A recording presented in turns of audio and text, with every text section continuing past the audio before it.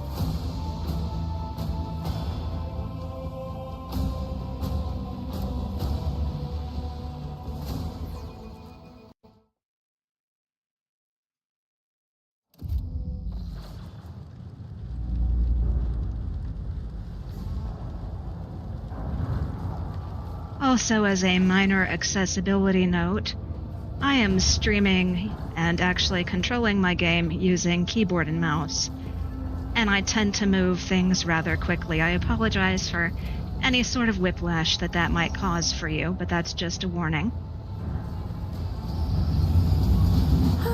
In this tapestry of a world, I am the rogue threat. There are things to take in here.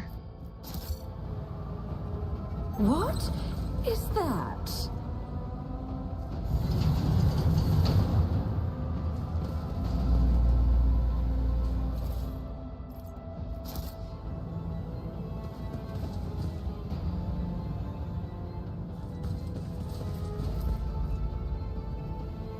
Plasma conduits blaze with energy capable of powering a vast void ship.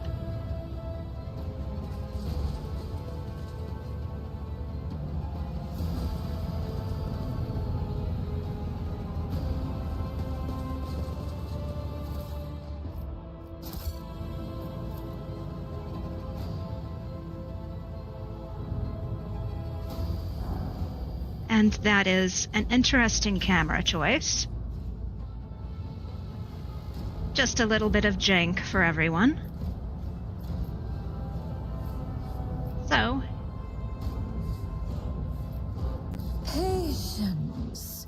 Oh, my nerves are frayed.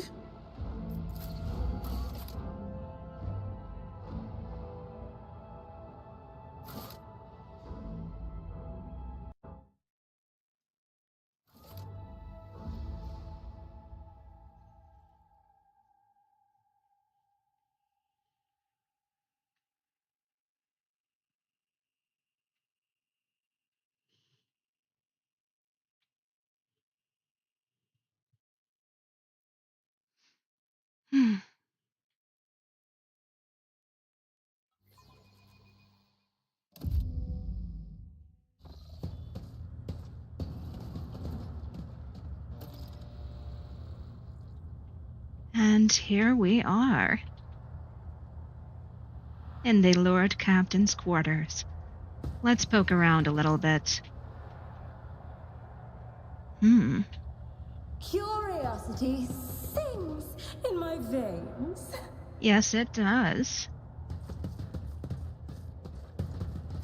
And there is nothing that I can interact with in here, but it is pretty to look at. She did have a wonderful setup. Sorry. Little bit of a spoiler, maybe. Oh, we do love ourselves a good bath. Lord Valancius does have a wonderful bathing chamber, too. Such a luxury.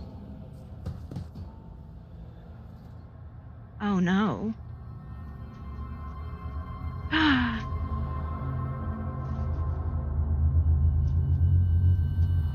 Oh, no. What have we here? One step at a time, amidst the madness. What fresh horror do we have here?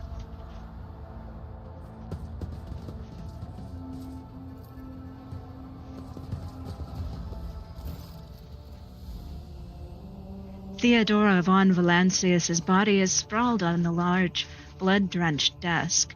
The arch-militant's corpse, still clutching a weapon, is slumped against one of the bulkheads. Something heinous happened here. Let's see what it is. Emperor, accept thy faithful souls. No! Lord Captain, I didn't hear a thing. Not a whisper, not a breath. It was so loud. Why didn't I foresee this?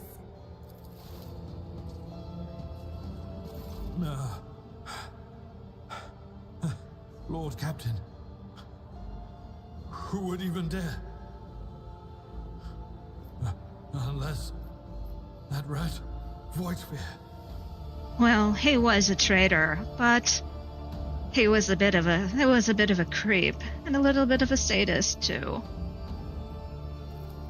It could have happened in the heat of battle. Not to mention that Mort was here, and he would have protected Lady Theodora to the last. Indeed, he would have. How could Mort have failed her so terribly? The Arch-Militant was born on a death world. He had lightning-fast reflexes. Give me one moment, my lovelies. I'm going to turn off the cursor capture because that's driving me a little bit bonkers. And I'm sure it probably does for you. Okay. He had lightning-fast reflexes. Well, obviously not fast enough.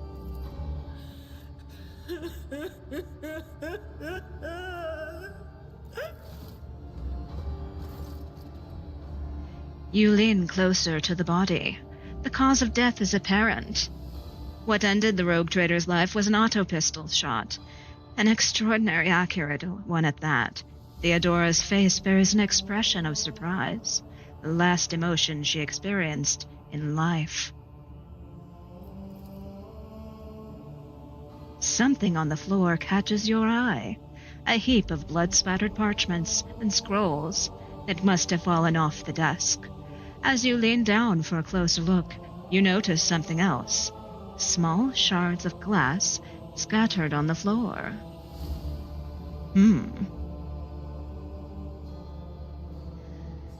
You know, if we have the ability to talk to a dead body, we may as well try it. It doesn't work like that. I can try to read the memories of objects, but dead bodies are a different story. Something like that would require her soul. And after what we saw on the officer's deck, I won't risk searching for it in a warp. Well, that is an eloquent no.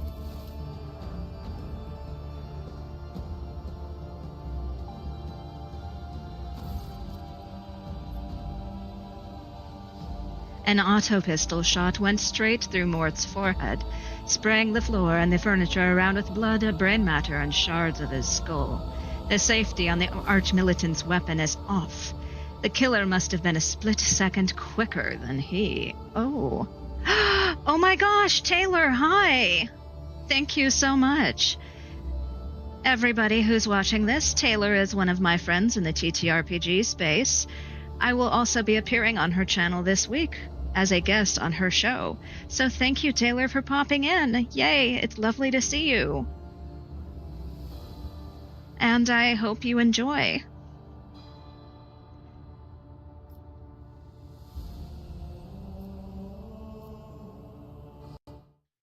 And I really don't like that the audio is exclusive and it shuts off whenever I pop out to another window, but I really must try a shout out. See if my bot commands are working.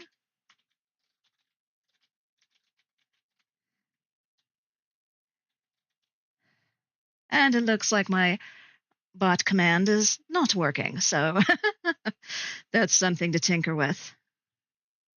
Oh, yay! Still, lurks are welcome. Lurks are very welcome. But if you happen to see something interesting, yes, I hope that it'll be good background noise for you. And I'll be poking at my chat bot a little bit later. Ugh.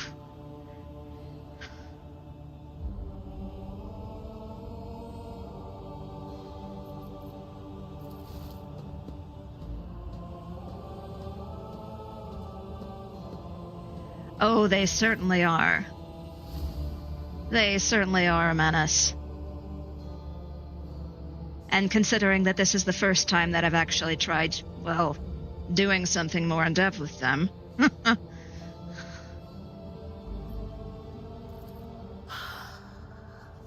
see streaks of color, luminescence, blue lights, faces drawing closer.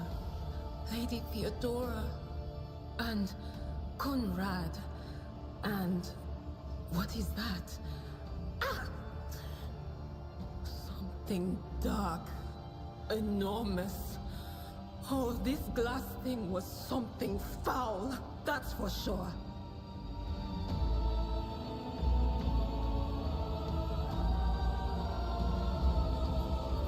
Tainted witchcraft.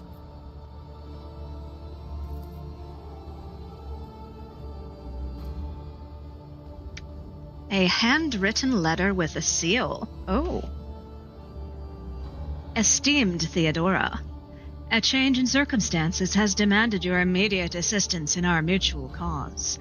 Forthwith, upon receiving this letter and upon performing the necessary preparations of the crew, you are to depart for the Rykad system. One of my acolytes, Interrogator Heinrich von Kallax, operates there at the present time. Upon your arrival in the system, you will, without delay, make contact with him and offer any assistance required of you, after which you will provide him passage to the Furibundus system on your ship. On footfall, the Interrogator will remove himself from your presence to await further instructions.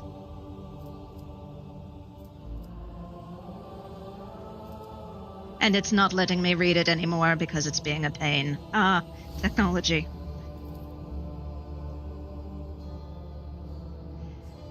Sends a shiver down your spine. The author of this letter addressed to Theodora von Valancius signed it with the seal of one of the holy ordos of the Emperor's Inquisition, the secret police of the Imperium that relentlessly haunts heretics, Xenos, and other enemies of humanity. Yes. The crucible of battle calls to me once more. No, wait! We must see if we can find anything. Idira, you can't bring her back. Let her go. You'd give up so easily, old man? I expected as much from the sister. It's not like she has a heart. But you? Oh, no. I'll get to the bottom of this. I'll find the one responsible for murdering the Lord Captain. And when I do, that scum will regret the day they were born. And, being someone who can kill things with her mind, well, she can make good on that promise. And give me a moment, everyone. I am resettling a large cat on my lap. What lies beyond? And of course, it wouldn't be such a grandiose setting without one's own private chamber organ? The parlor organ seems to have been sitting idle for many years. Okay.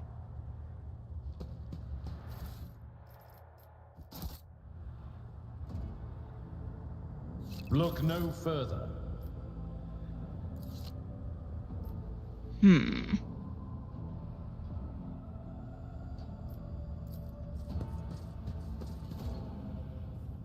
A bizarre fragment hung on a trophy board. The light, smooth surface of the object is dotted with dark spots and crumbling holes. We do love ourselves a bizarre fragment.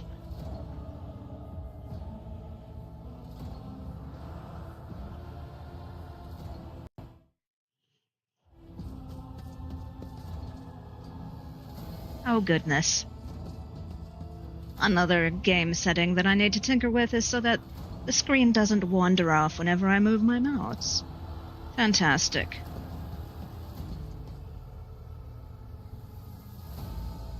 And highlight everyone so that they all move. I am at your service.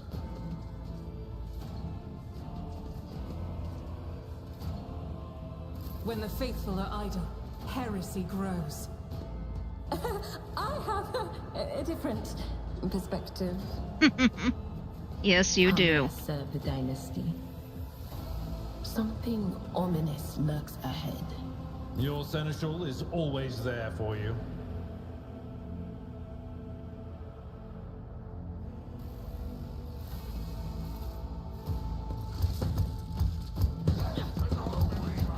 With fire and vigor, our Emperor, imbue us! Your Emperor won't save you! Oh, more of these assholes. All right.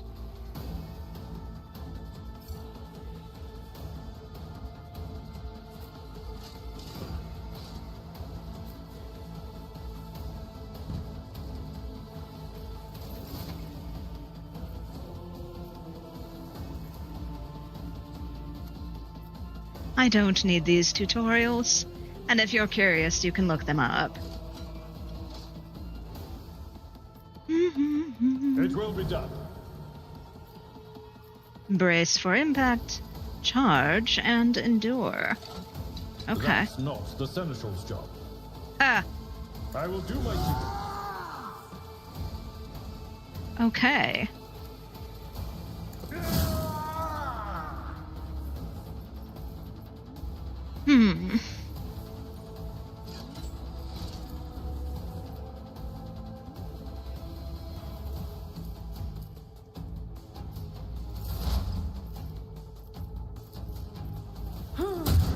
Let's see.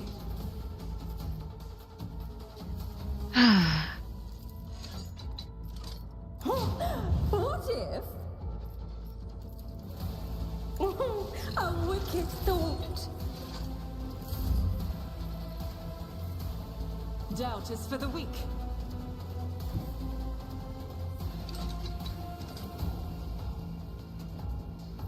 I'll do it. As the you, my Emperor!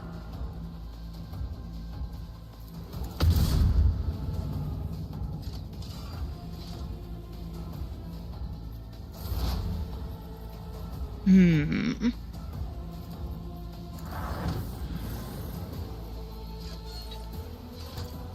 gone.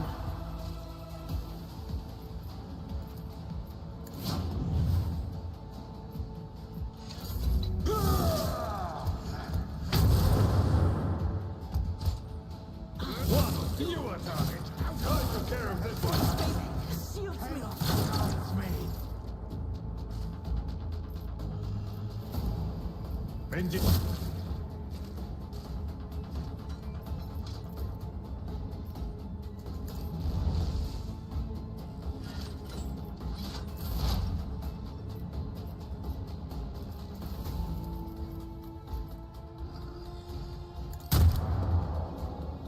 Well, that was rude.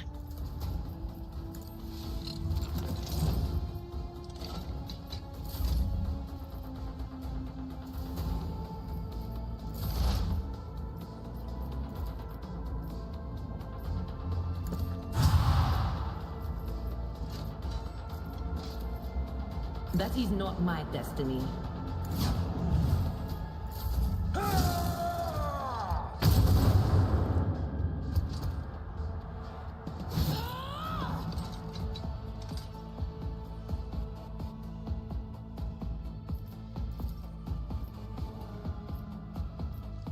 I'm not interested.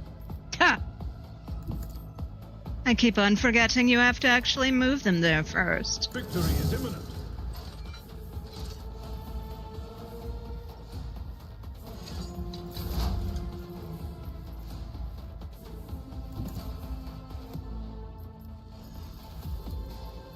Schemes within schemes.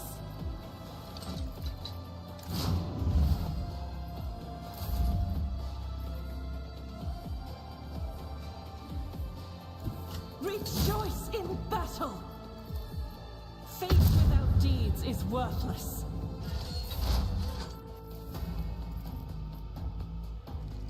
Was farewell.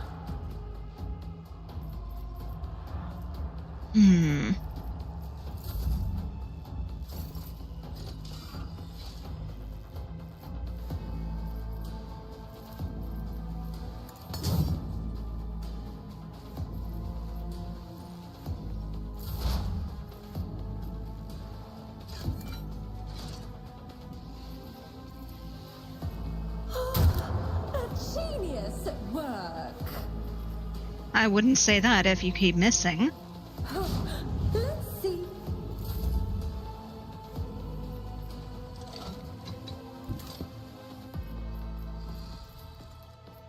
I'll do it.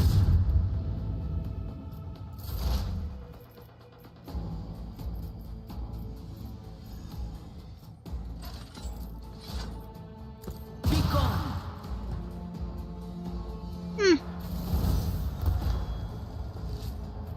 To the ordinary, I am an enigma.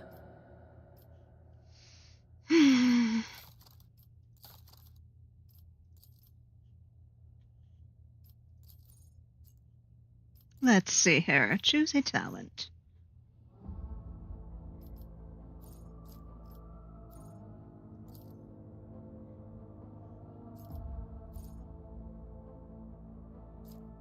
Ooh.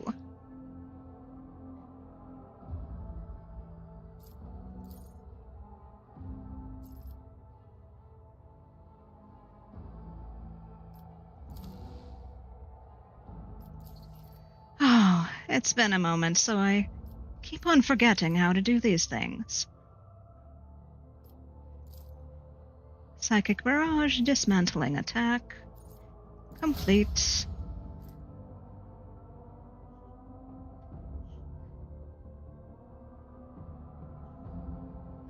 And I know that I have this set to multi-stream to other channels, but for some reason it isn't showing my chat on my other platforms. So that's something else that I'm going to have to poke with. I'm sorry, and I do apologize.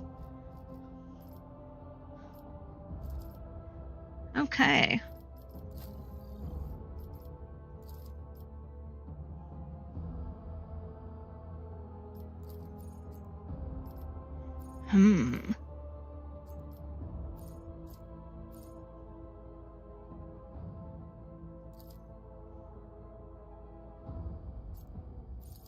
Oh. Interesting.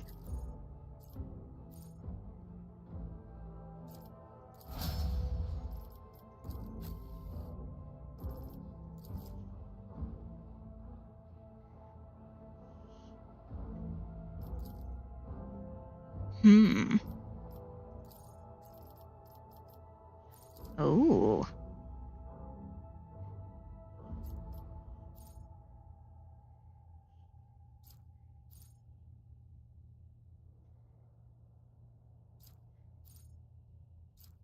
Fantastic.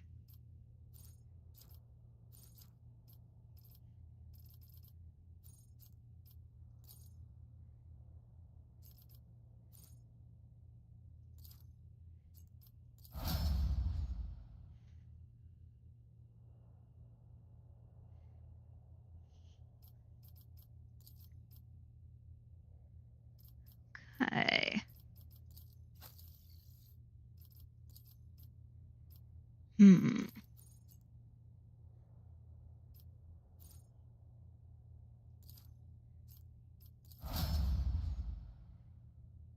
Okay. We have leveled up everyone.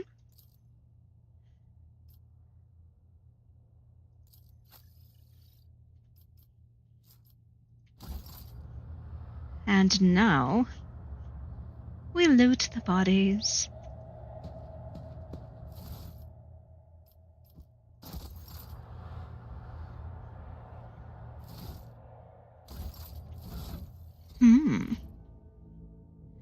What all do we have here that I can use?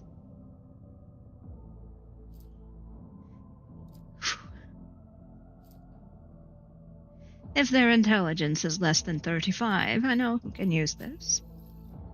Oh, hello. I hate to say this, but his intelligence is below 35, so he can use that.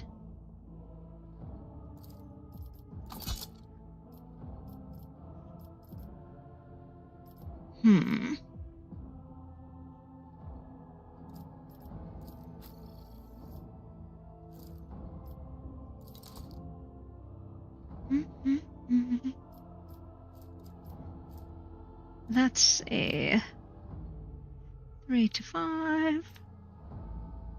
Oh. That's beautiful. Don't mind if I do. Okay. In this tapestry of a world, I am the rogue thread.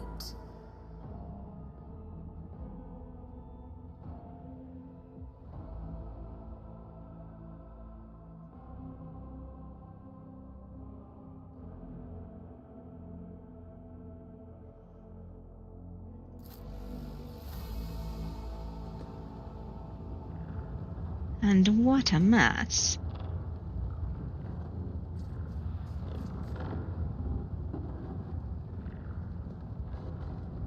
Oh.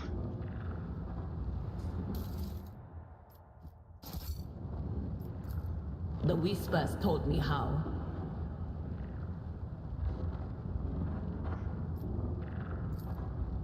The horrific vision is a product of the warp energies that permeate the bridge. Oh no, not good. Not good at all.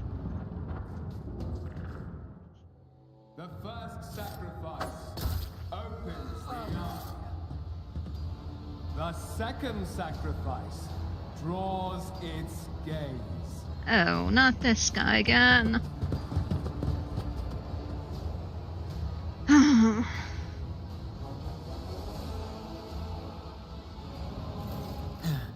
Help has arrived.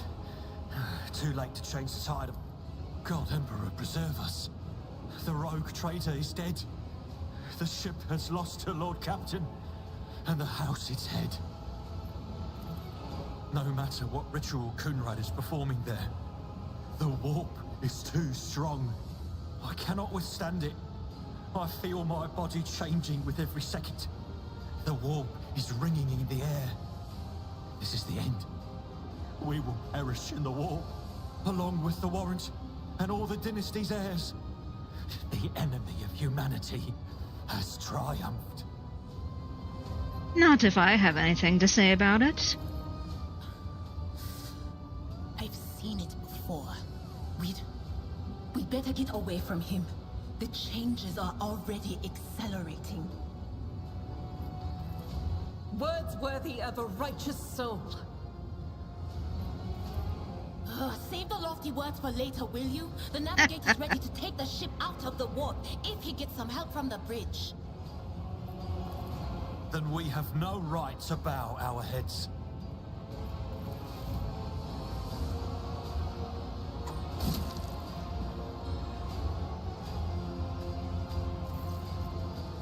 You can see Conrad Voitvir clearly in the gloom of the bridge. The broken blade he is holding is stained with dark drops that seem to have a pearlescent glimmer to them. Oh. We are out of time. Ethelthrad bites his knuckle, desperately thinking. You see a wave ripple across the whites of Ethelthrad's eyes and they begin to turn. a sickly yellow. To the party, ready your weapons. If we are to die this day, let us die with honor. No. To die altogether is to allow the flame of the dynasty to perish in the dark. No. It will not be like this. Not today.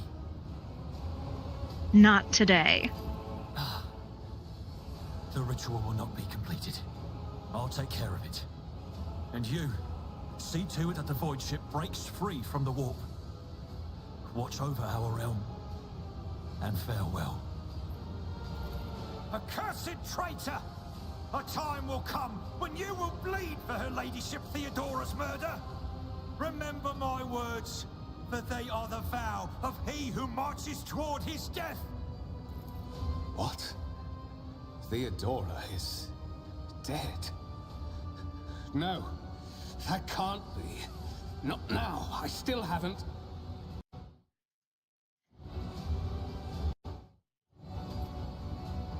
I still haven't. Oh, whatever.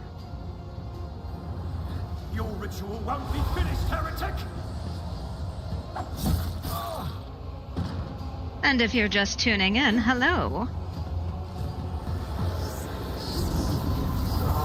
As you can see,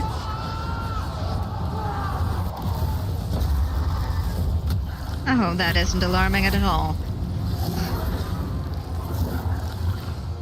As you can see, I'm in the prologue of Rogue Trader. If you like to chat, feel free. If not, it's okay, feel free to lurk. Just sit back, relax, and enjoy some carnage. Okay.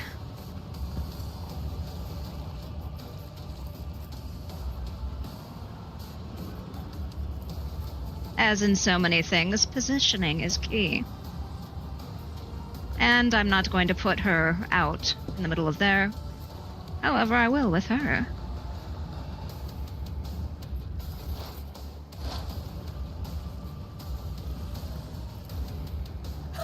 What if?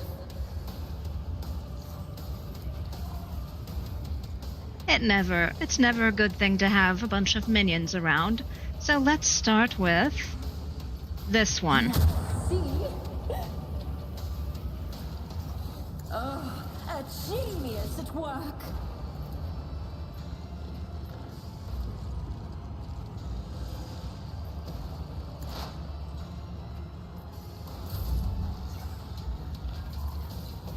All right. I will bathe this battlefield in righteous fury. Thousands can escape the Emperor's judgment.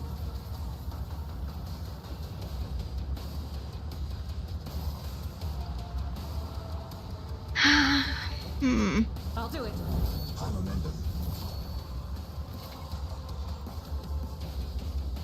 Oh. I refuse. This can only be used once per combat. Power resides in the will of the righteous.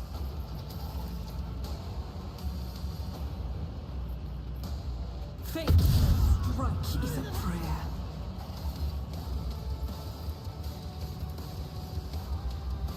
Who else can we go after here? You. As the none can escape the Emperor's judgment. This is why I was chosen.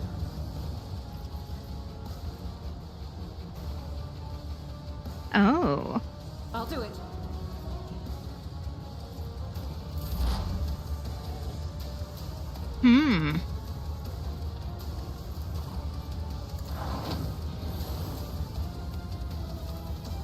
On it. What, of course. Bring ruin. All right. Brace for impact, and... Follow my lead. Oh. Inflicts bleeding. At your beck and call.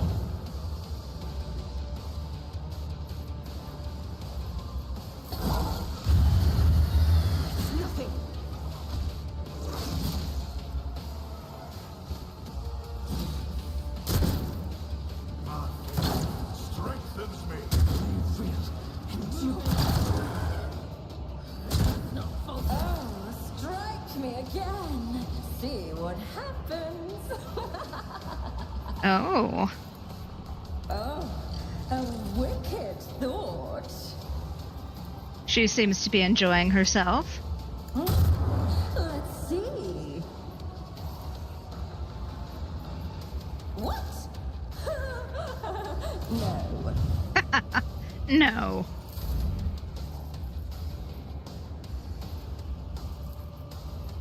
As the Emperor I am. Not like that. From the ashes, I will rise. Such is their will. Ah. Well, that was not optimal. So it looks like we will just have to get rid of the minions. What an unfortunate turn of fate.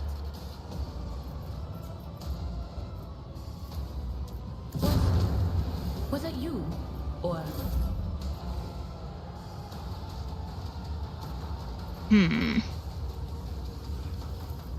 I will do my duty.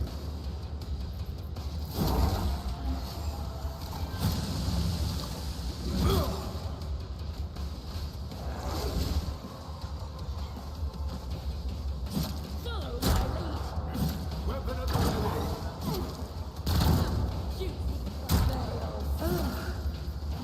Oh, too bad. I'm still standing. I'm powerless to act. Even I won't do that. Schemes within schemes. Can I fall back now?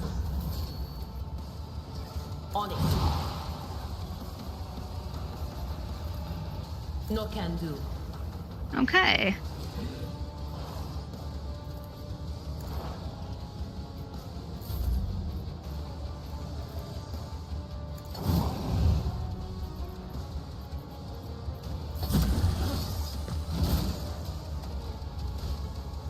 I've suffered worse.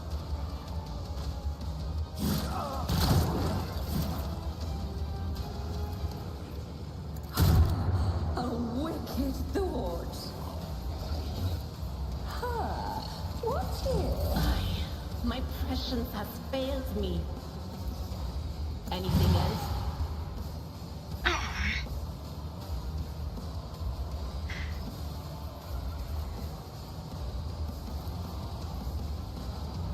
Can't use the heroics just yet.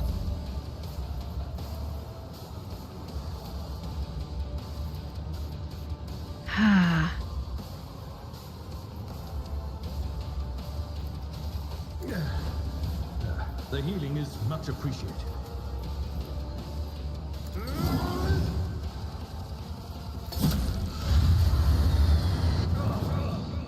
Pain and beauty go hand in hand.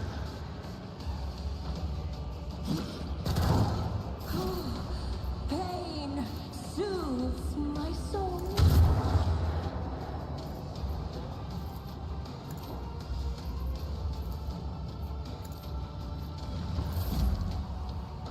Oh, and I see that I have some more viewers. Hello. Or if you've just come back, thank you for hanging out. As you can see, I am right in the middle of combat, so if I don't say hello to you immediately, that is probably why. But of course. I'm not so sure. I love all the different ways that they make the characters say no in here. It will be done.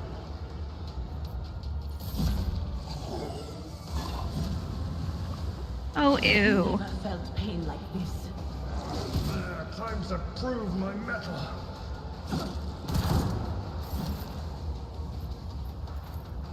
A predictable downfall. Aha!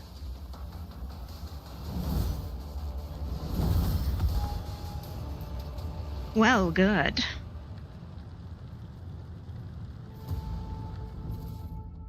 Oh, a mantle of heroism.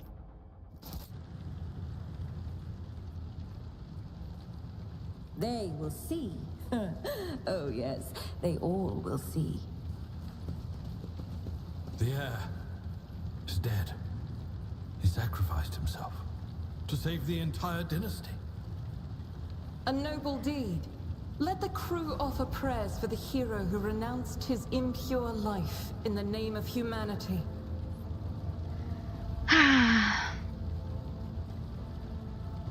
We won. Yes, in spite of odds, we won. Rivor, Master Helmsman, systems status report. By the Emperor, it's the Seneschal, living and breathing.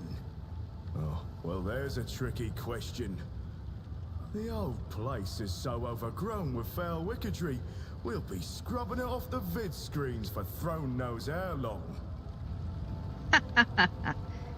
Yes, thank you for spraying some more guts all over the place. How did you people survive in here? Must have been Providence. It better have been the Emperor's, not someone else's. When they barged in here, the ones with the Master of Whispers, some officers charged them, but it wasn't even a fight. I grabbed whoever I could and dragged them behind the cogitators.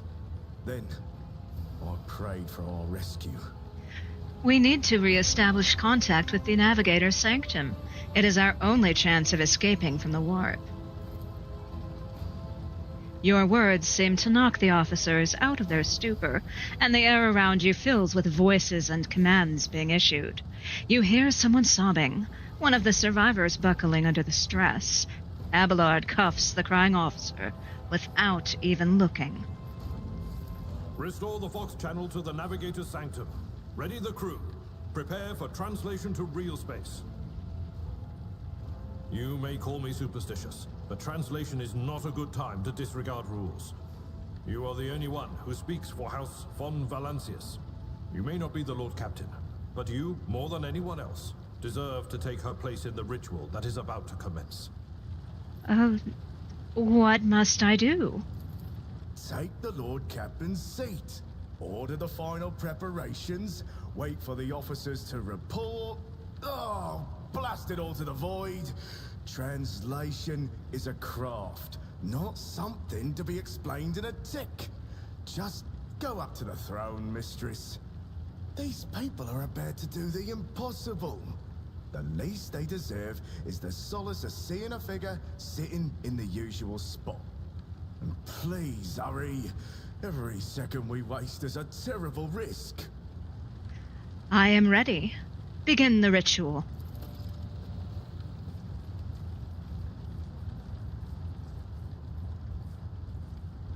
Ooh, that's a big chair. I like that chair.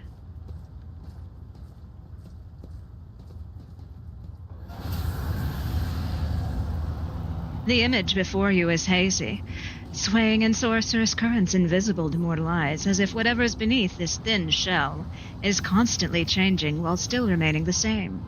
It has taken on the guise of Theodora, but the false rogue trader's eyes reveal the entity's true, surreal nature. One of Theodora's eyes is engulfed in otherworldly fire, the other a vessel of ancient evil, bores into you.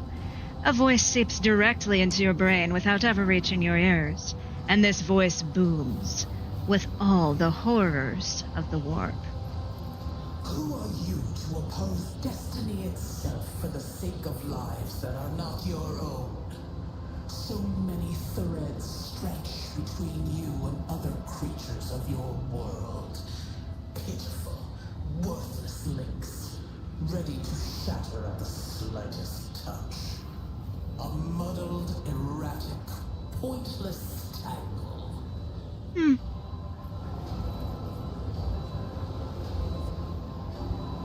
It resonates and merges with the voices that have already dug their foul roots into your consciousness.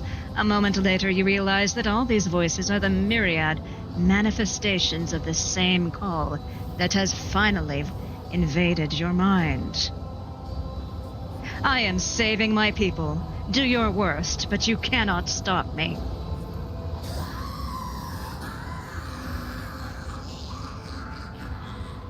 Lead them, mortal. Guide them. Persuade them. Force them to walk your path.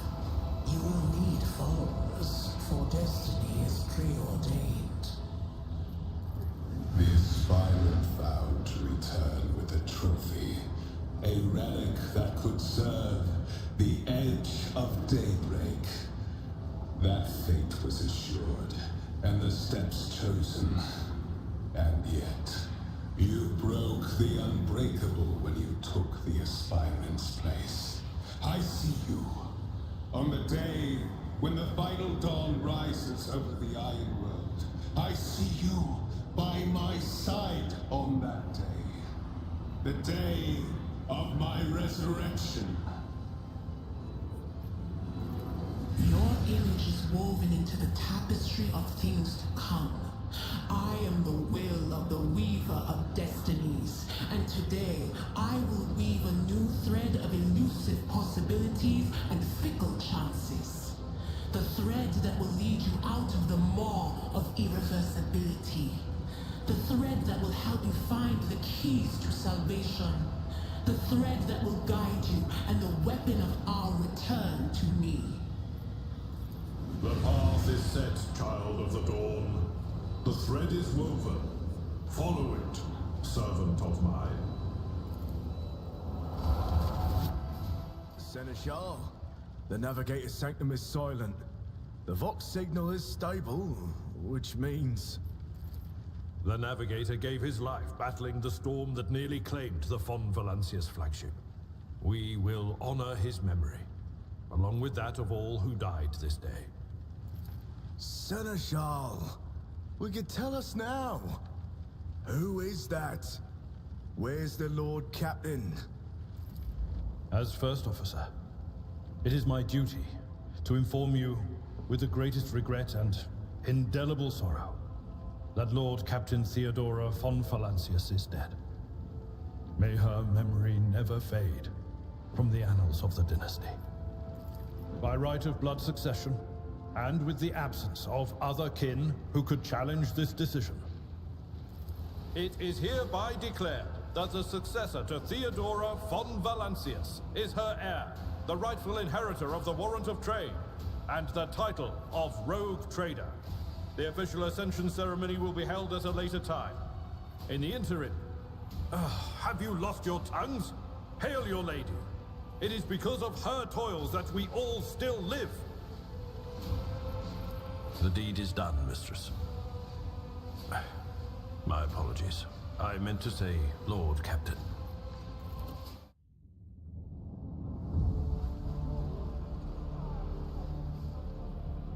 The treachery of the Master of Whispers was fruitless, but victory came at a great cost. Lord Captain Theodora von Valancius perished along with her heir, Edelthrad, and thousands of crew members.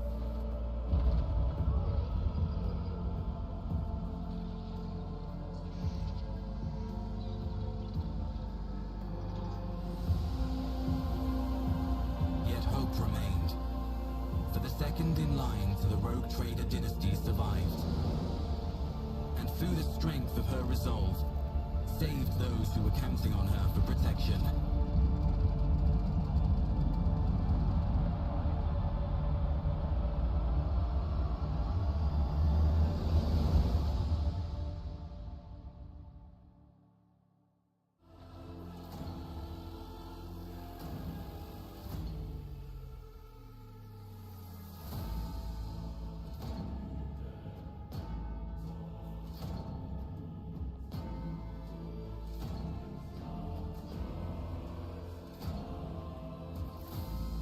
And there we have the end of the prologue.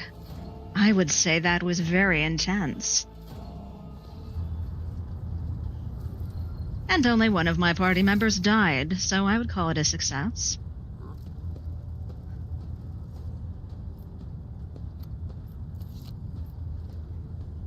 Deep shadows of wariness can be seen on Abelard's face, though the old officer's eyes are keen.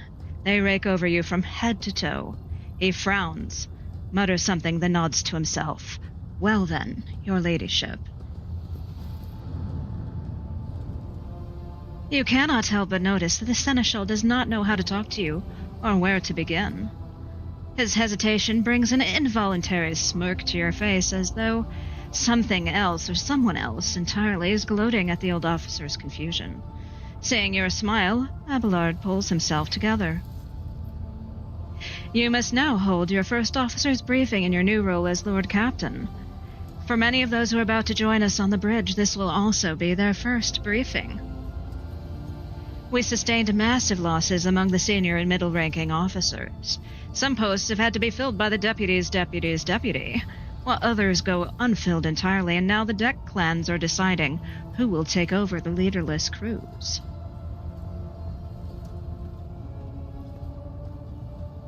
How did we come to lose so many officers? It appears the heretics were deliberately targeting the vessel's command. They knew exactly whom they were looking for, and where they could be found, which is unsurprising, given that their informant on board was our own Master of Whispers, Abelard Grimaces. What is on the agenda for this meeting? Reports on the condition of the ship and crew. The Lord Captain is not usually drawn away from her important affairs to attend such routine briefings, but this is a unique situation. I am still receiving updates from across the ship, and they are not encouraging. Getting this bird to fly could take a gargantuan effort, even so far as you are personally negotiating with the authorities of the system we are currently in. So prepare to hear a bevy of complaints and excuses, your ladyship. Take this opportunity to get a good look at the officers who work 6 decks away from the bridge, and they in turn will have the honor of beholding the visage of their Lord Captain. Have you succeeded in tracking down Voitvir? Abelard grits his teeth. No, Lord Captain. In all the commotion, his trail went cold. Our people are still on the hunt for him and any mutineers who may still be skulking in the ship's many corridors. But, frankly, I would not be surprised to hear that we are now 1 shuttle short. I'm afraid that it will be some time before he answers for all that he has wrought. I am ready to start the briefing. Summon the officers. With a gesture, Abelard relays the order to the adjutants at the far end of the magnificent chamber.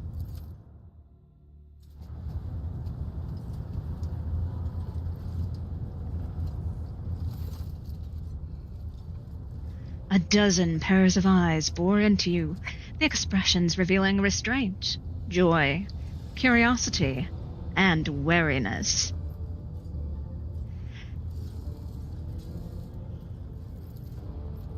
Attention officers, you have been granted an honor. Lord Captain Isabel von Valancius will personally conduct today's briefing. Our most gracious Lord Captain is ready to hear your reports.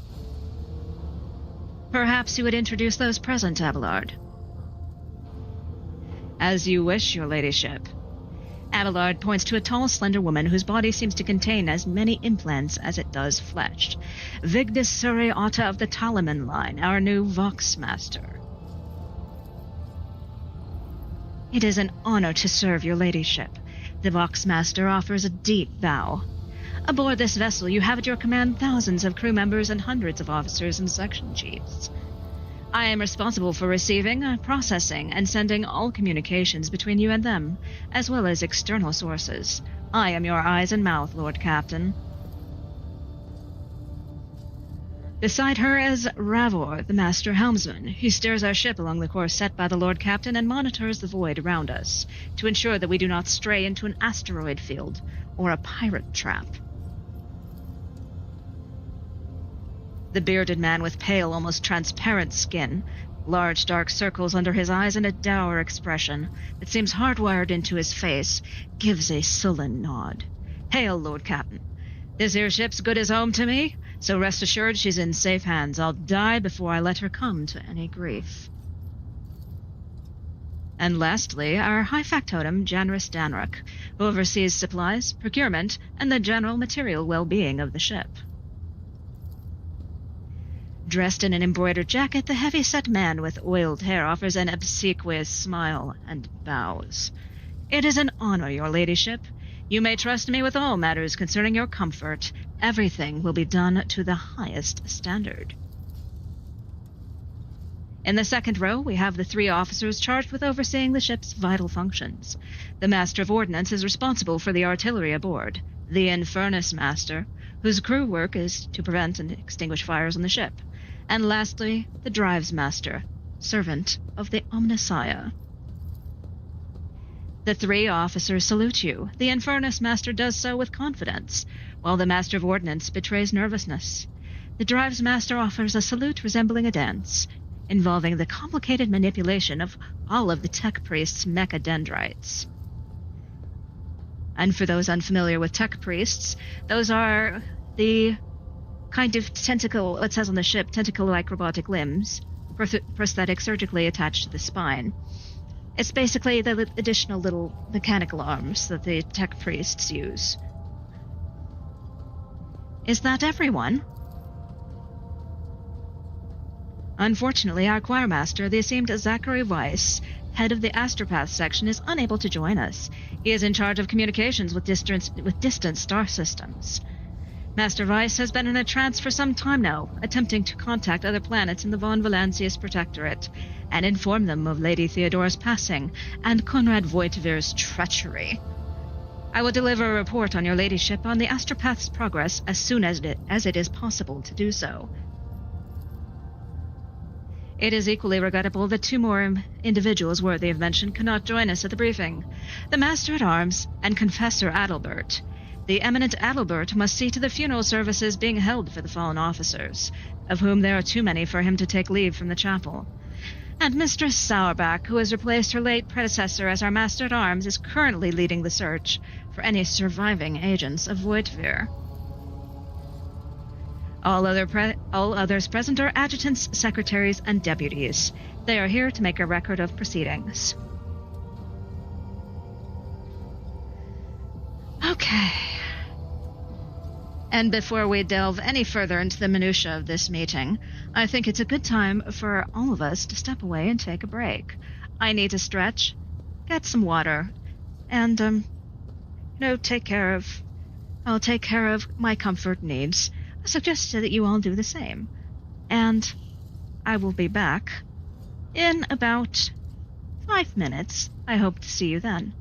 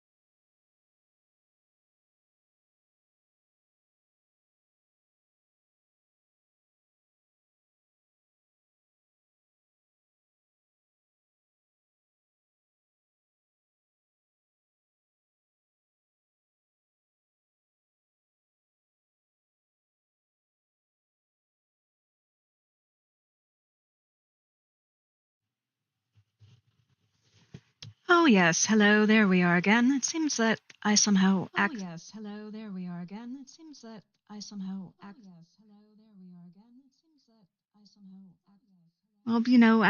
turned something off, as I have the talent to do.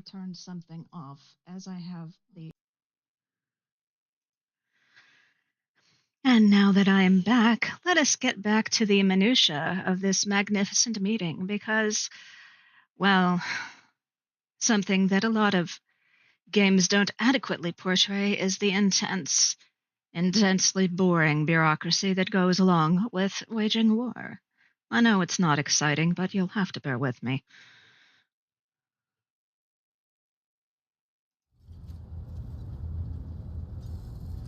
So, first of all, I wish to hear the Infernus Master's report.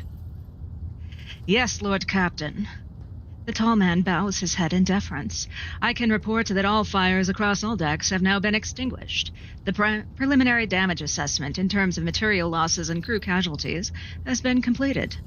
The results have been submitted to the Seneschal and to the High Factotum. The post passed to him after the previous Infernus Master and his next 3 deputies expired in the line of duty. Abelard remarks in a low voice pitched for your ears only. The lad is managing well so far. He can take the heat, so to speak. High Factotum, what have you to report? We are toiling day and night to compile a full account of the losses. The task will require next to no involvement from your ladyship. I will personally ensure that all damaged components are given into the tech priest's hands for attention, and that all lost supplies are replaced. There is only one resource that I cannot replenish single-handedly, and that is people. We have lost more than 2,000 crew members, and unfortunately this number is not confined to the scum from the lower decks, which are easily replaced, but also includes trained professionals. We will be able to make up our losses on the nearest planet, Rykat Minoris. However, the planet, the whole system in fact, belongs to the Winterscale rogue trader dynasty. We simply cannot begin recruiting on the planet without first coming to an understanding with the governor. In that respect, I am powerless. Negotiations at this level are a matter for the rogue trader. Especially true given Caligos Winterscale's penchant for attacking first and asking questions later, the kind of thick-skulled thugs he usually installs as governors on his planets, rumbles Abelard, frowning. Drives Master, I will hear from you now. A voice distorted by a Vox retranslator emerges from under the tech priest's scarlet hood. Lord Captain, the foes that set upon this noble void ship destroyed the repositories of hundreds of machine spirits. The great warp engine entrusted into my charge is unharmed, thank the Omnissiah, but its spirit mourns its dead brethren. We have not yet identified a prayer protocol capable of assuaging its sorrow and anger. With great sorrow, I must also report that the Engine Seer Prime, overseer and spiritual authority of all tech priests on board, fell in battle. The Magus was betrayed by the little flesh that remained part of him, a most terrible loss. There is no one among my comrades aboard whose experience and comprehension of the sacred protocols equals that of the fallen Magus. We require a replacement, and as soon as possible. I see. Thank you. The tech priest bows her head. Master Helmsman, deliver your status report. Right you are, Captain. To cut a long story short, the outlook is bleak. The ship's sound, more or less, but without our Engine Seer Prime and Navigator, who fell in battle, we have no way out of the system. If we try to set so much as a toe into the warp, I don't know what'll happen first, our warp drive being torn to pieces, or all of us melting into the bulkheads.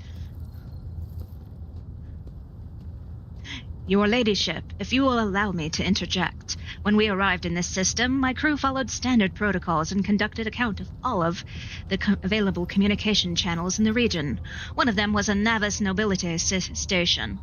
The station maintains complete Vox silence, but even its presence here inspires hope.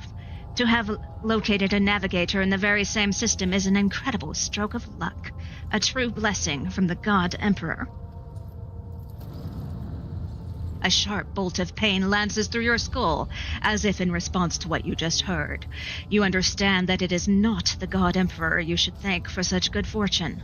The words of the demon that appeared before you during the translation to real space echo in your mind. I am the will of the Weaver of Destinies, and today I will weave a new thread of elusive possibilities and fickle chances. The thread that will lead you out of the maw of irreversibility, the thread that will help you find the keys to salvation. If I were you, I'd grab this chance with both hands, or else you'll soon be eyeing up asteroids to use as your new residence. In slightly less shitty news, we can go round and round the system till our heads are swimming, as long as the promethium and supplies last. And if any thick as rock shit lowlifes come sniffing around, we'll be able to take them out. So don't you worry on that score.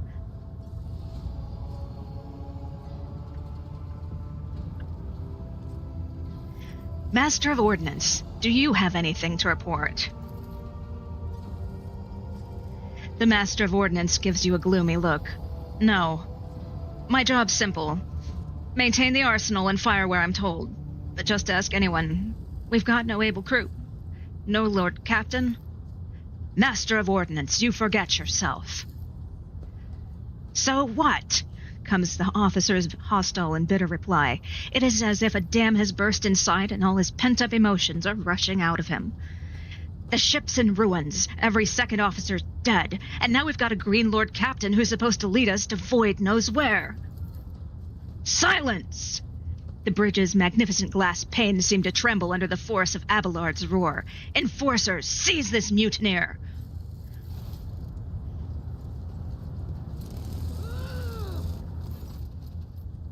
Abelard grunts. If only one officer out of the whole lot has fallen to pieces, then that's not bad at all.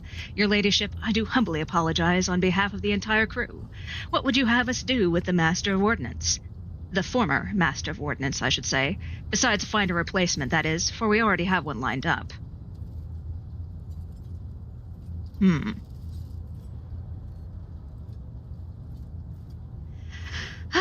Practicality. Experienced Masters of Ordnance are few and far between, so for that reason he may remain in post. I leave his punishment at your discretion, Abelard. 20 lashes a month for the next half cycle. Deprivation of officers' rations and privileges for the same period, with the option to extend. Record that in his file. Abelard stares unblinkingly at the Master of Ordnance. Cease your sniveling. You disgrace yourself and your entire clan. Enough! The hysterics are over. Let us resume. The Master of Ordnance stands up, wiping the blood from his broken nose. His face is the picture of shock. What just happened seems to be dawning on him only now, and the knowledge of the fate he so narrowly escaped. To summarize, we have sustained serious losses in crew members, and we require a new engineer prime and navigator. Is this all that is preventing us from continuing the voyage? Precisely, Lord Captain, but bear in mind that this will not be the end of our trials. The ship's systems must be properly inspected for major damage, which can only be carried out at Footfall Station, home to the only dockyard in the sector, but we will never reach Footfall without first solving these 3 immediate problems. And I've heard enough talking from all of them. I don't know about you. So I'm going to move on. Thank you for all of your reports. Dismissed. The assembled officers salute you as one. Your ladyship, there is one other thing. A confidential matter of the utmost importance. Lady Theodora, Abelard hesitates, your eternally esteemed predecessor, brought the ship here to this system for a reason. She was given a secret commission. You perhaps are wondering who has the authority to commission a rogue trader to do anything? And I shall tell you, the Lord Inquisitor, the hand of the Emperor, the chief architect of his will in the Coronis expanse. I came across a strange handwritten letter on Theodora's desk. It was signed XC. You are referring to the contents of that note, I presume? Yes, quite right. XC. Javier Calcazar. Lady Theodora was to seek out the Lord Inquisitor's right-hand man, one Heinrich von Calix. An interrogator, you must understand. All I know is that he is somewhere in this system, that we must find him and offer him whatever assistance he requires, and then deliver him to Footfall in the Furibundus system. Finding him without any more information to go on will be difficult indeed. But an Inquisitor is an important individual. The authorities in the system, either the Navis Nobilite, or the governor of Rykad Minoris, may know something. That is all of it, your ladyship. You have a great deal of work ahead of you, but it is a mere taste of the daily burden of a rogue trader. Soon you must take up the reins of the Von Valancius Protectorate. Abelard gives you another scrutinizing look, as if trying to gauge how long you will hold out under this mountain of problems. His face softens slightly, and it seems he is about to offer some words of encouragement.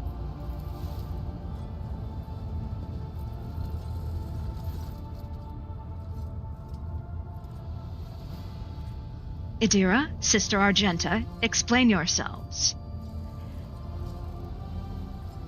And for a quick pause, hi, if you are just joining in, I have just finished the prologue of Rogue Trader, and I'm about ready to start getting into some real trouble.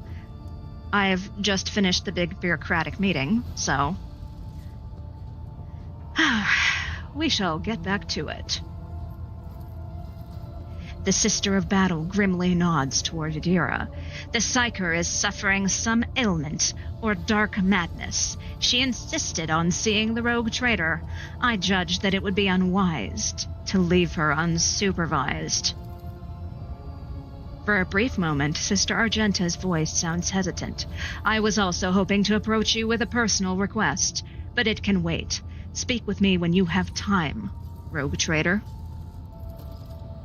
Idira's glazed eyes rove over those assembled. One word bursts from her lips. Daybreak. Idira, come to your senses. Damn it! Idira presses her fingers to her temples in desperation. Your ladyship. Here's the thing, I was trying to see the immediate future, and it hit me so hard. My head is still spinning.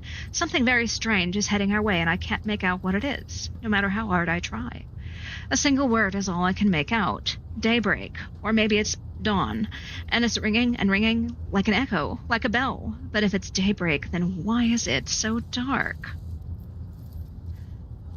We cannot extract any information of value from a single word. Can you tell us anything else, Mistress Tlass?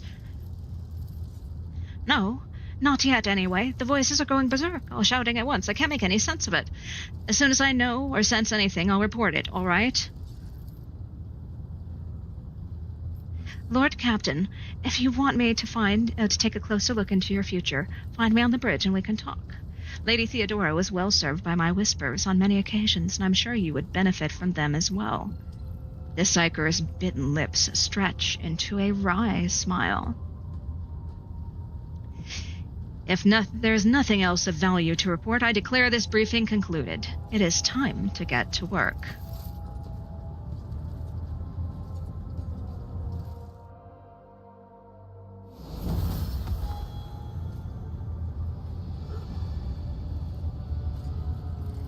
And now we can finally get going.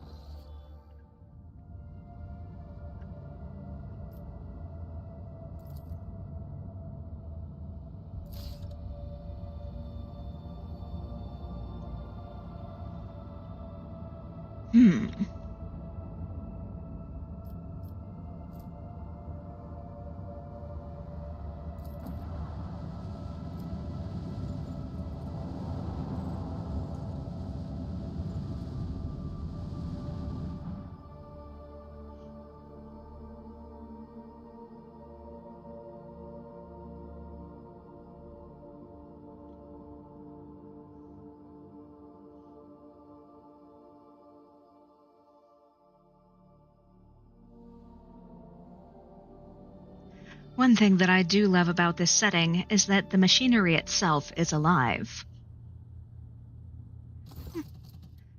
Looks like they got that desk cleaned up rather quickly.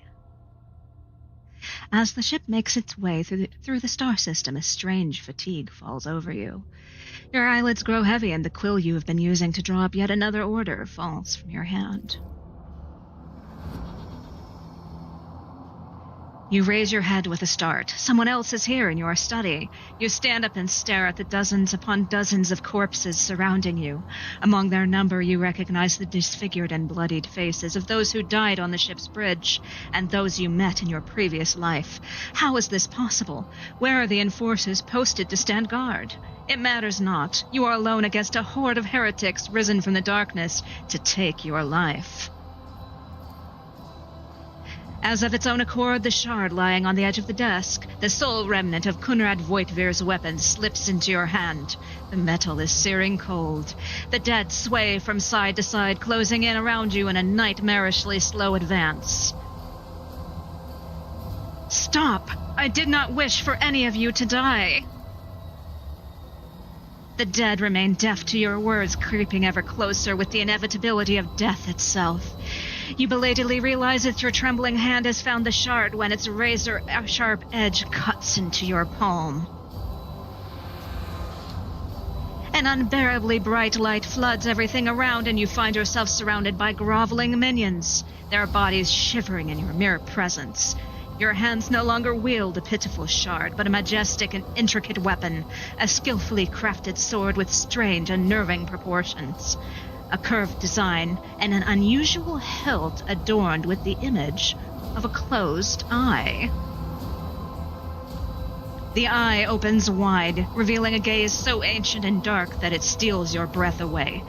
You have felt this gaze before, there on the bridge, and the voice that appears in your mind only confirms your guess. The tapestry is woven, the path is chosen. Accept your fate, champion. I am the sword's master, not its servant. Remember that. You feel the sword's immense weight pulling you down. You resist its will for a moment longer before collapsing to the ground to the sound of odious laughter. The strain is such that you fear your back could break at any moment. Vogue, the first dawn, is hereby woven into the tapestry of your fate. Seek the second dawn in the hands of she who rises above its future dominion.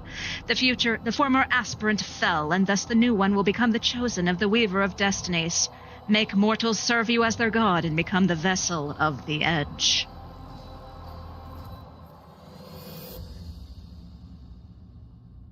You awaken from the vision kneeling next to your desk, clothes drenched in sweat and with a sour taste on your tongue. Your head is ringing, and you struggle to recall those faces and the image of the sword in your hand. Only the deep cut on your palm and the bloodied shard lying on the floor remind you of what just transpired. I don't know about all of you, but that was creepy as shit. I'm not holding on to that.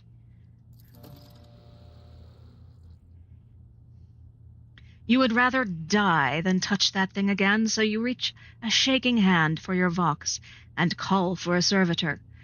Now you just have to wait for the mindless automaton to arrive, pick up the cursed artifact, and head for the nearest airlock to be claimed by the void. I don't know about you, but I don't think that's the last we're going to be seeing of that.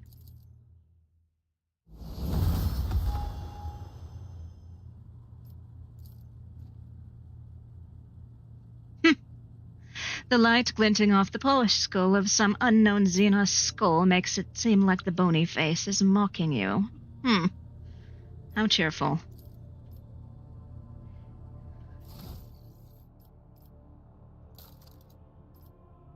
And before I forget, I think I am going to level up, so give me a moment.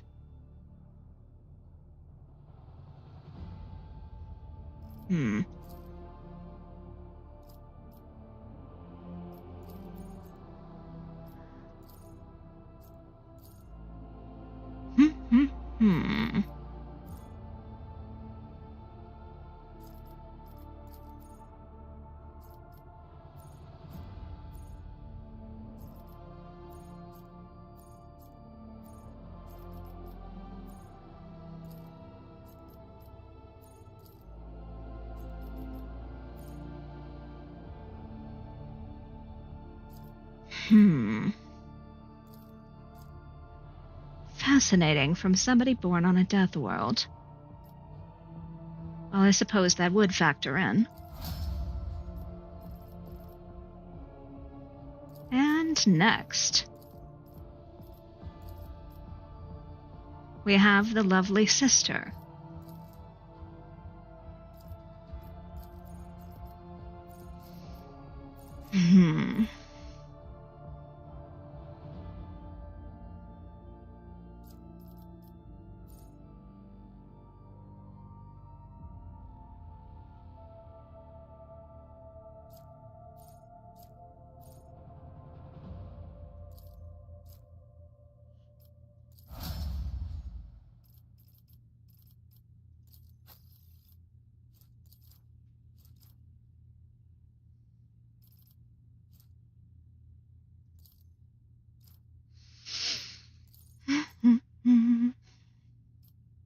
Oh. Well, that's interesting.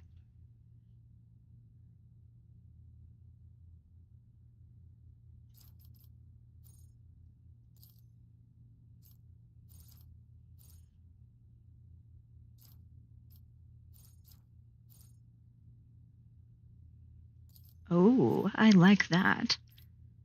Whenever the Psyker kills an enemy with a psychic power dealing more damage than the target's wounds, the excess damage will be dealt to the enemy closest to the target.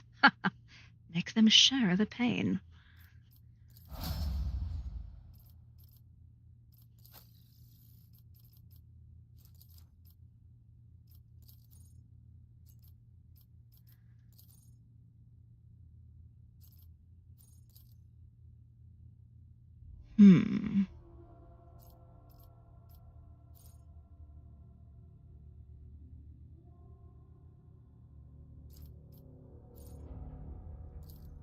And I'm going to give him thick skin, as he seems to be, well, the tank of the group.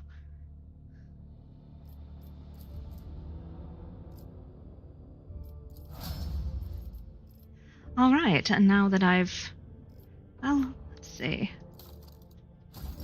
Now that I've leveled up, it's always a good time to pause and remember to update the gear.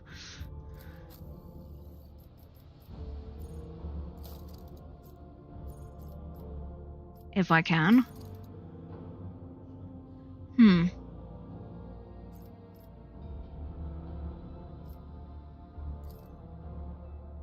Nothing that I can add yet, sadly.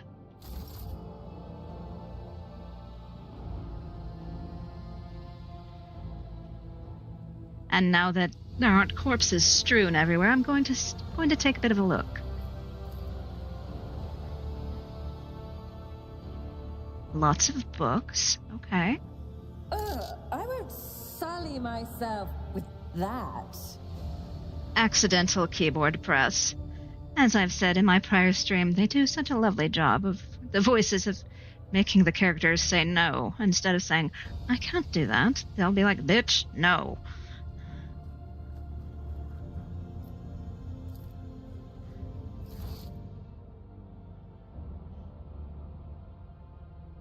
Oh.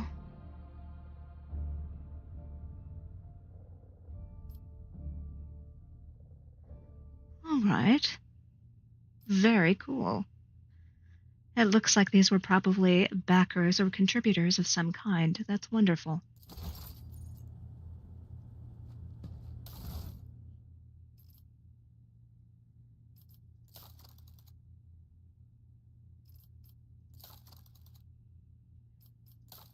Okay.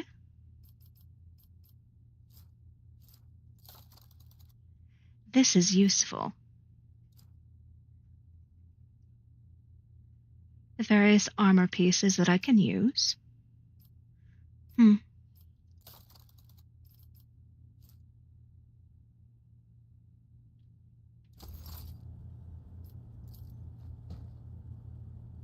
The ticking of the clock is too quiet for its bulky size. Okay. Oh, I did not intend to do that. Link your account. No, thank you, not at this time.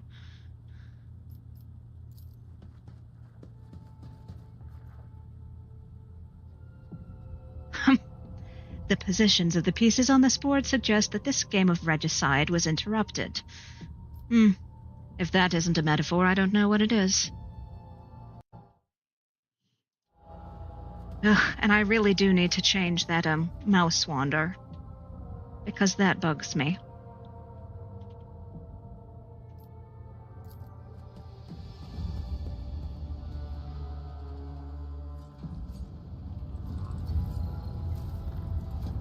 And here we are.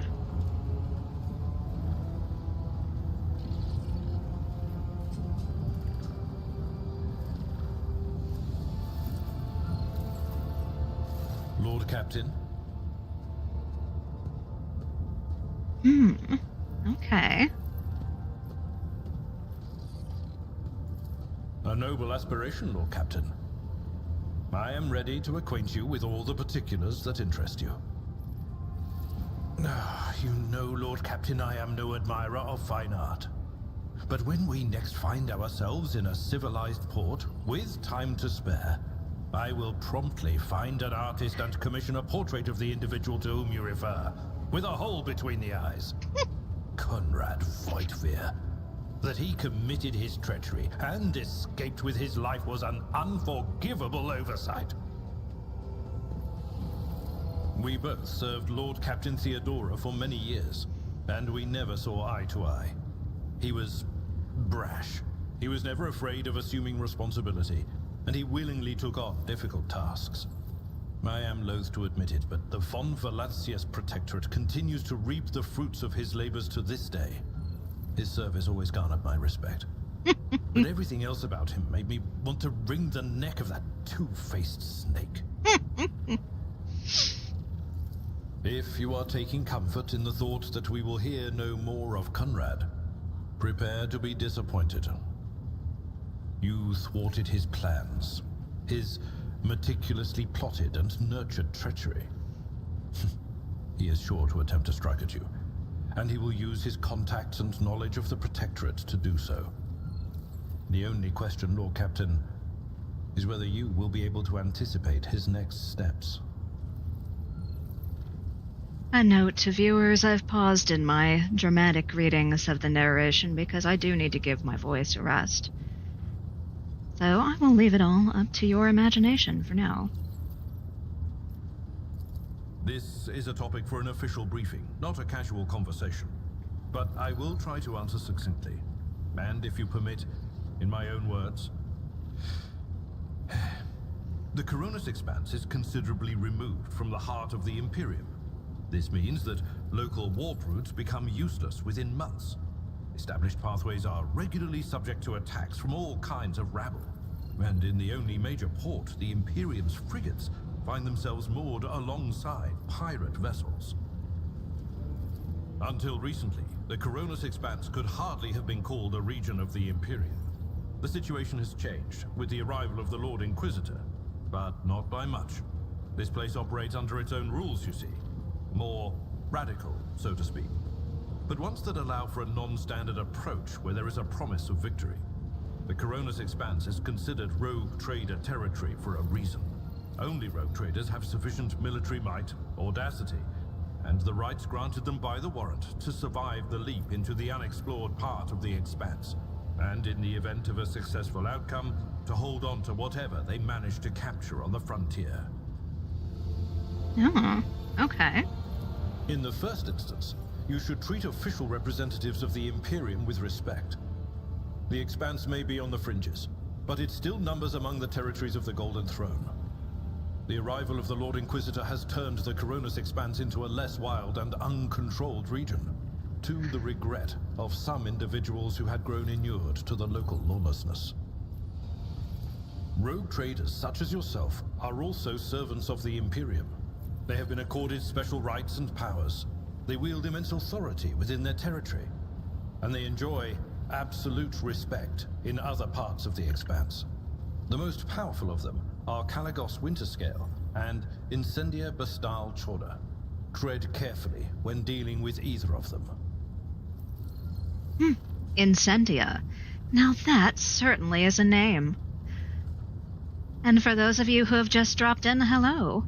It's lovely to see you. Feel free to chat if you'd like, but also, if you'd rather not, you can just sit back, relax, and enjoy some fine bureaucracy before I go off on my very first mission in this game. If we are to speak of unclaimed territory, which is what Footfall is, among the scum that dwells on that handful of asteroids, there are 3 factions that wield considerable influence in the sector. The first is the Kazbala Commission, organized crime in its most primitive form. It holds sway over the Liege of Footfall and has links to rogue trader Winterscale. The second faction is an offshoot of our shining ecclesiarchy, followers of St. Drusus. They are actively building their forces and hold influence over rogue trader Chorda. And finally, the third faction, the Explorators, a wing of the Adeptus Mechanicus. They are willing to die and kill for the secrets of the ancient technological heresies that are hidden among the stars of the Coronis expanse. Oh. The Mechanicus are, if I'm to be honest, one of my favorite factions in this setting, because as a disabled person, sometimes, well, let's be honest, more often than not, I'm familiar with my flesh betraying me. Okay. I also love the lore in this setting that treats all machines as if they are alive. Because who among us hasn't wondered every now and then if our computer or any other appliance that we're dealing with is possessed? Perhaps it's chaos. Perhaps the machine spirit is simply displeased. As you wish, Lord Captain. As you wish, Lord Captain. What would you like to know? I used to be an officer in the Navis Imperialis. No. Used to be is not quite right. It was not simply a job. It was my calling, the essence of my life. I was proud to serve Lord Captain Theodora, but in my heart and mind, I'm still an officer of the Imperium. I met Lord Captain Theodora on a mission where the Imperial Navy was providing reinforcements to the rogue trader's army on one of the frontier worlds. Our acquaintance was not easy. Working with people outside the Navy hierarchy has never been my strong suit. It was to my great surprise then, that after the mission's completion, I received a referral to leave my service in the Navy and join the rogue trader's personal council. It was a difficult choice for me, but I saw in the offer a chance to serve the interests of humanity even more effectively than in the Navis Imperialis. You do not need me to tell you just how remarkable a person Lord Captain Theodora was. I recognized her at once as a true leader and formidable creative force, one who had built a protectorate amidst the dangers and wildness of the expanse. Now we have some choices. I can ask a very safe question about his career, or I can start being a nosy bitch. Let's face it, being a nosy bitch is fun. So, let's go for it. What? Lord Captain, any allegations of improper feelings or unsanctioned relations are utterly baseless and bordering on the insulting. Utterly baseless. Methinks he doth protest too much. Of course. Lord Captain.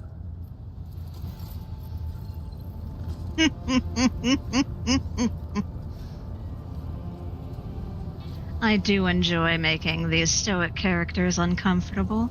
It is such fun. Let's take a look at who else is where on here. We've got a bridge officer, bridge officer, bridge officer.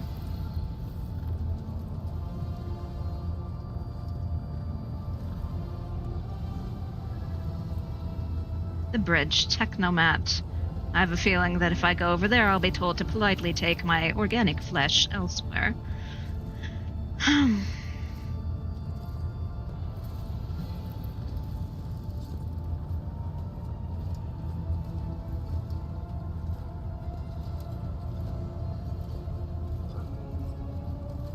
Hmm.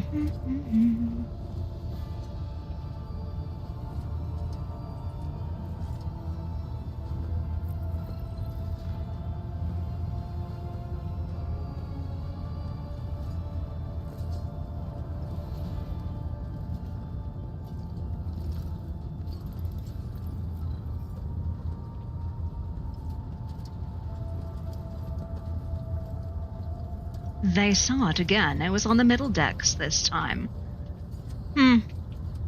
Ship's haunted, probably.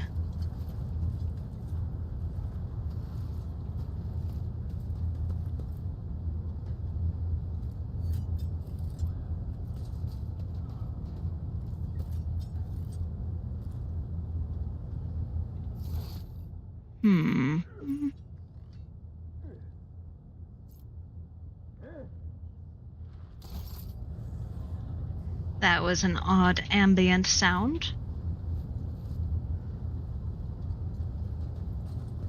Random grunting while the ship's map was up. That was uncomfortable.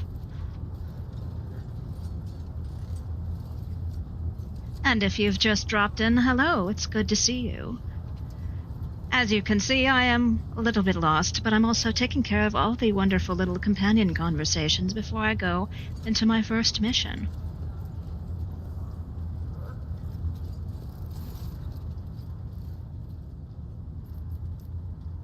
Oh. All right, let's hear what they're whispering about you.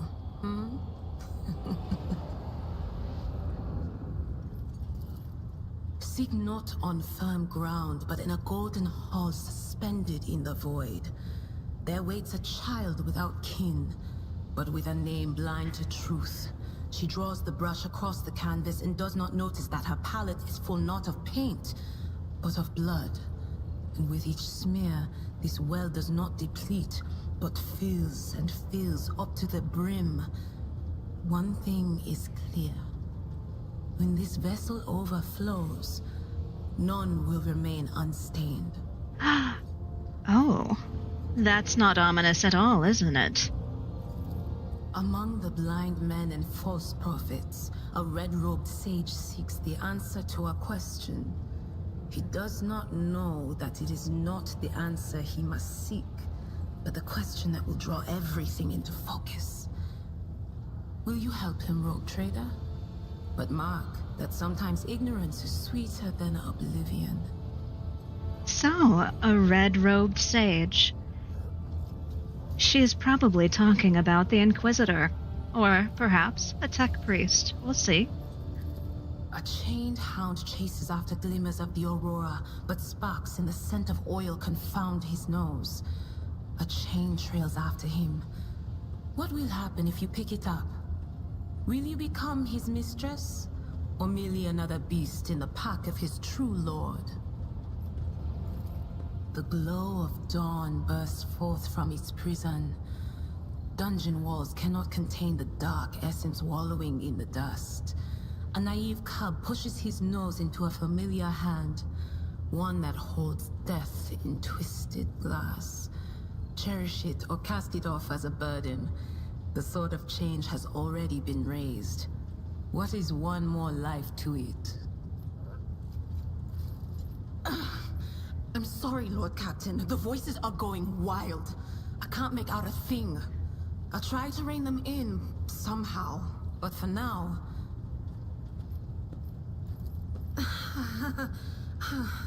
What are you talking about, Lord Captain?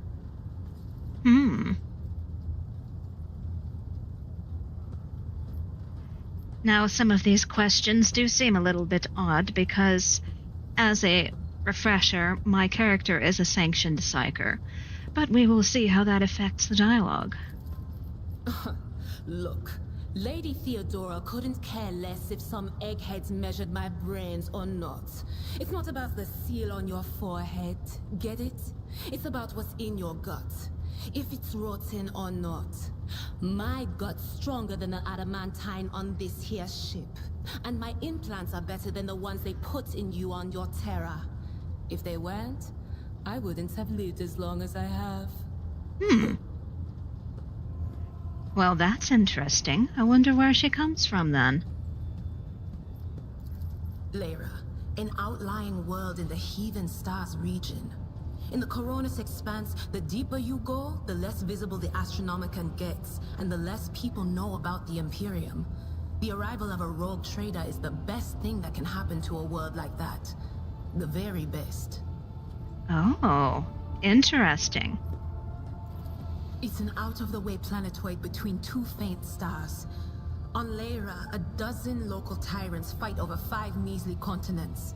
But they use everything they can to win, from poison to psychers. I haven't been there in many years, but there's nothing for me to miss. Trust me. I'm sure I can sympathize.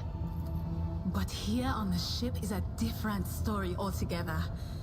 I saw more wonders in my first year serving Lady von Valancius than I'd seen in my whole life on Lyra. Like my first journey through the warp, I was in bed for 3 days. I felt like supernovas were exploding in my head. I only found out later that I'd gotten off easy. Just through the bulkhead in the bay next to mine, a whole team turned into... Look at me rambling on, Lord Captain. Pay no attention. Oh, it sounds like there were weaknesses in the Geller field. Fascinating. It wasn't like it was a very fun trip, Lord Captain. But look, if you want to be entertained, I'm the woman for the job. I'll entertain you with one of the stories from my collection, no problem. But if you want to hear about the time I melted everyone in the bay next door, well, I just don't really want to go into the details on that one, all right? Or not. A mishap. Tragic one. Oh, I embroidered wall hangings in honor of our national heroes. No. I did the same thing I do here, Lord Captain. Divining. Our rulers prized the ability to see into the future. Every psyker that could be found was worth a small fortune on Lyra. There's no such thing as a peaceful life on Lyra. People like me were especially sought after. They'd pick psychers up wherever they found them, buy kids off their parents, even just abduct them. Take me, for instance. I got taken from my street gang. The older kids sold me when they noticed there was something off about me. The ruling dynasties had schools where they trained us and beat us black and blue. And then they packed us off to serve. Some of us held on for a long time, but others didn't last. Not everyone's as smart and talented as me, you know. Some people cross the line. A few times. Not many. And if I think about it, why would I want to? I've got everything I need here. All the whispers I hear are familiar ones. They almost feel like family. And if I want to hear about the nightmares off the ship, I can. After some Amisec. But don't go getting the wrong idea. If I have to, I'll follow you to the edge of the galaxy. Theodora von Valancius paid a visit to the ruler I was serving at the time. I don't know what the visit was for, and it's no business of mine anyway. I can still remember the way the voices in my head changed when I looked at her. They were practically screaming. She had so much behind her, and plenty ahead of her too.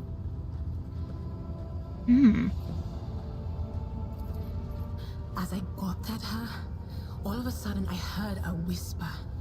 A hint, a suggestion, nothing more. But I know the difference between idle chatter and a real threat. I seized my chance and approached Theodora. I managed to whisper a couple of words in her ear before the wardens dragged me away. They beat me and locked me up. No wonder. It wasn't my place to converse with outsiders.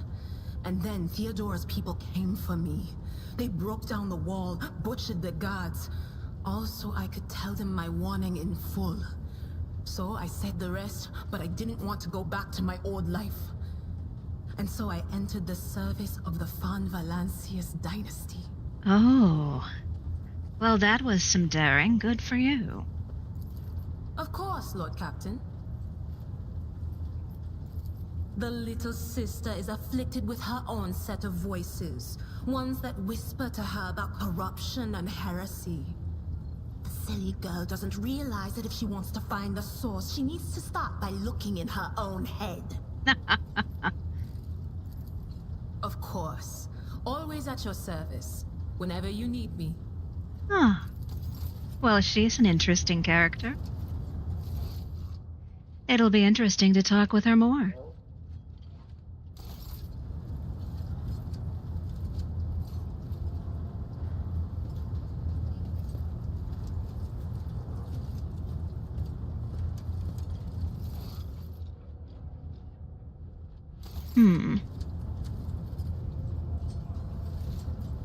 And again, as a periodic reminder, I don't use a controller for my games. I use a keyboard and mouse. It's a little bit easier for me, but it might lead to a little bit of whiplash, and for that, I do sincerely apologize.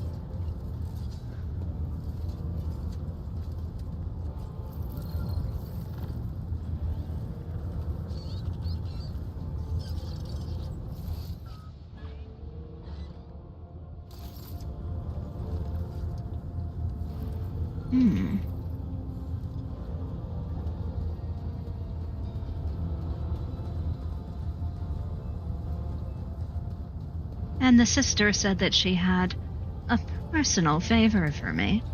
So it'll be interesting to see what that has to be. Rogue Trader.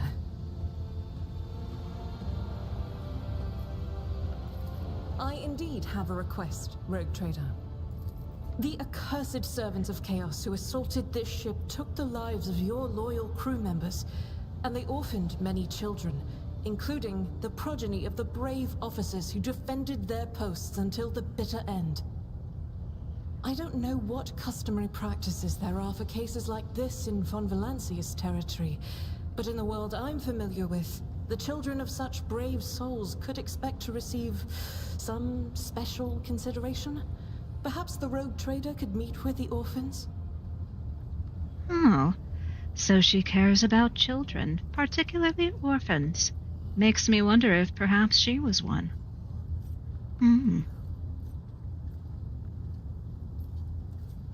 Let's see here. As you wish, Rogue Trader. Thank you for granting my request. It doesn't hurt to boost morale a little bit.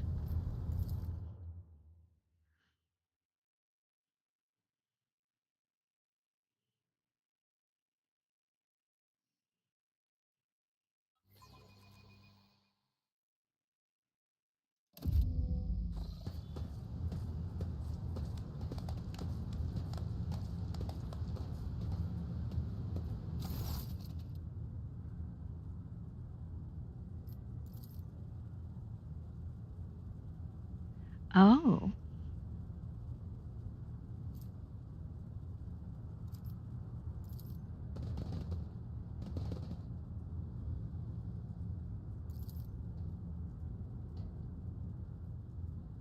Interesting.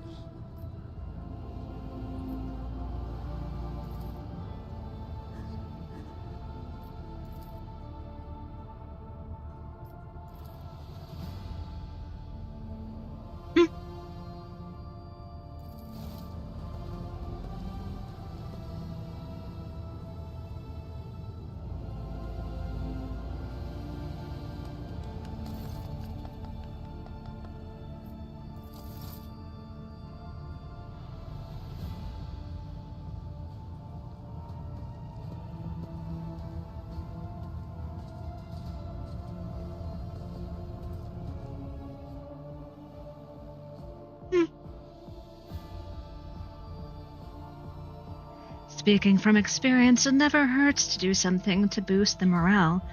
especially if you have people who are in your care. Do what you can to help boost their spirits, especially in times of turbulence or tragedy.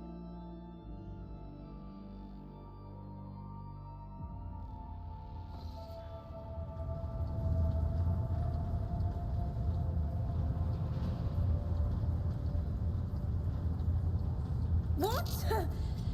No. Again, an accidental key press. Oops.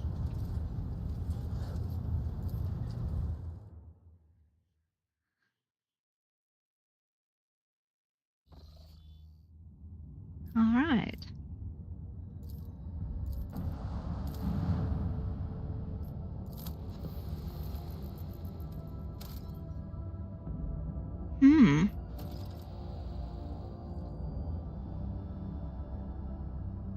Interesting. And these are the only party members that I have, so we may as well.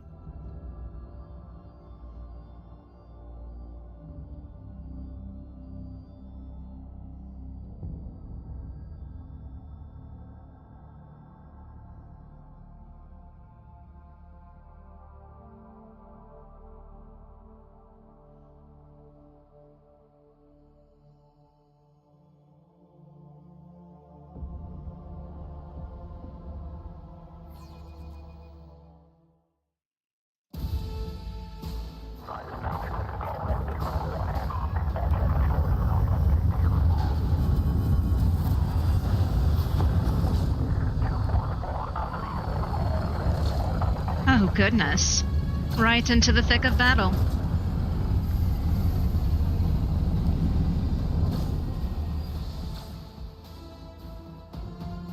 That's what I get for being tired of meetings.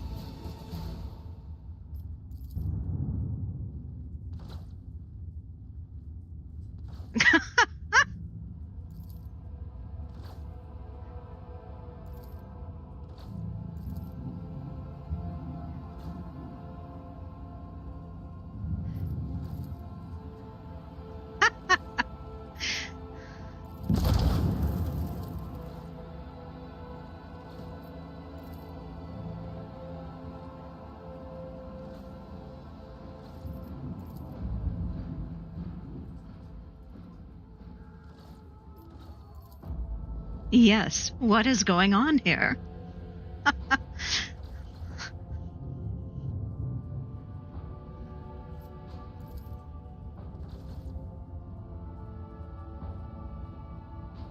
Oh, void ships.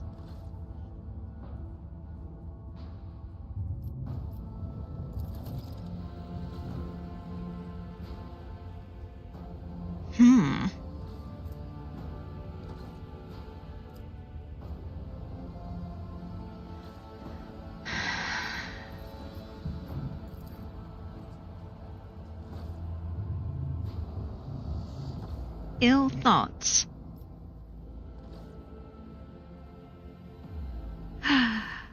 Oh, preachers.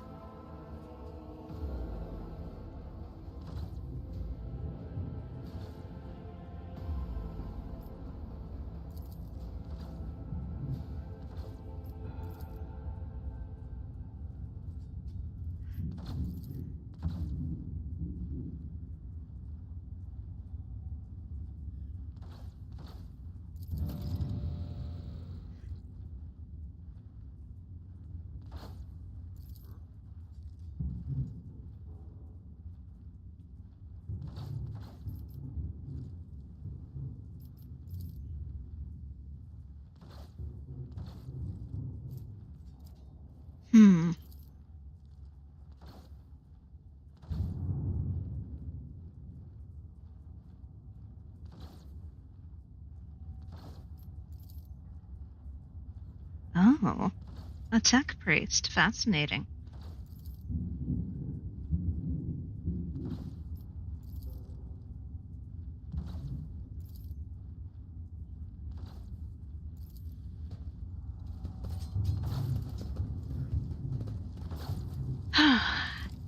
And on that note, I think it's time for another break. I try to take a break about once an hour to make sure that, well, to make sure that my seat doesn't go numb. And to stretch, make sure that I'm well hydrated. And it's a good practice to follow. Always make sure that you're well hydrated and limber so that you can face any situation that you may come across. Again, it's time for my break. I will see you in about 5 to 10 minutes. Thank you so much for tuning in, and I'll see you soon.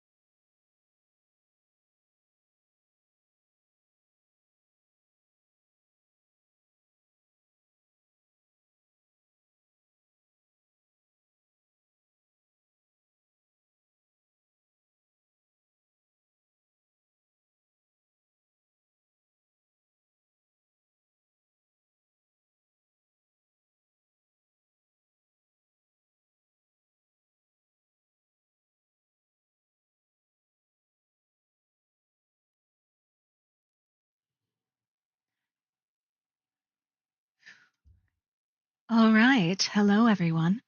I just had to step away for a quick moment to stretch my legs, but I'm back. I also needed to take care of a few game settings that were quite frankly bothering me, such as making the camera scroll whenever I moved my mouse towards the edge of the screen. I don't know about you, but that drives me utterly bonkers. So, we have just arrived at our first mission in a planet in a state of utter disarray. There are priests, there are rioters. It sounds like a party of the very worst kind. Let's get back into it, shall we?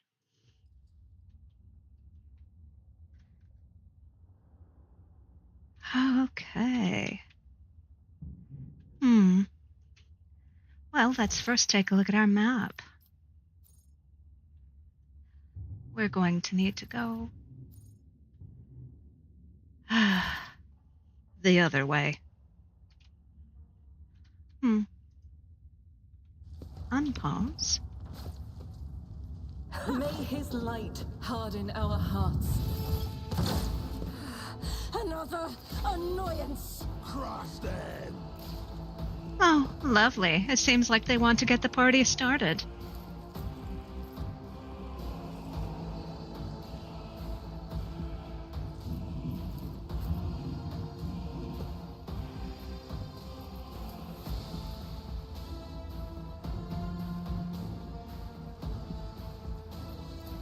Let's make it quick. Ow, I've suffered worse. Lovely.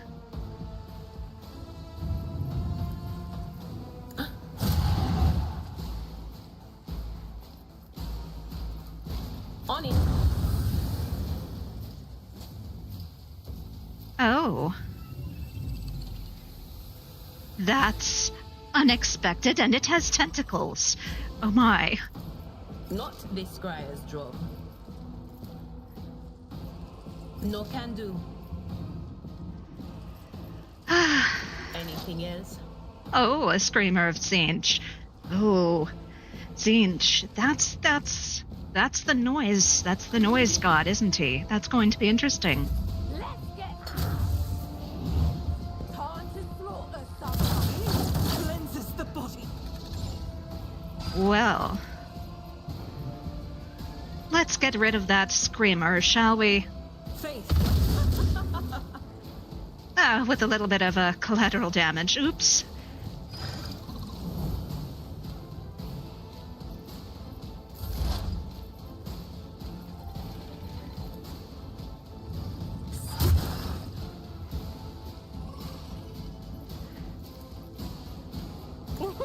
A wicked thought. Even I won't do that. Let's see. Here we go. Yeah. Let's get to it. Just a minor setback.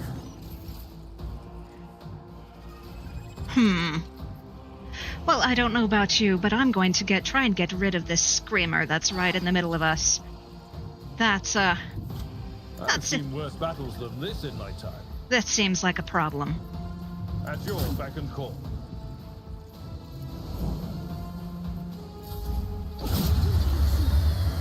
Our existence is so fragile. What you've got.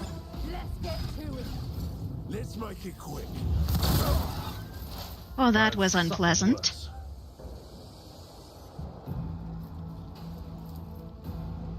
But of course.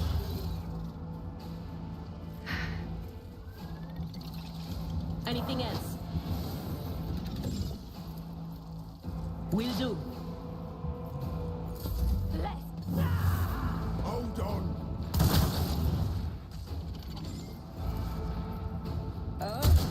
A wicked thought.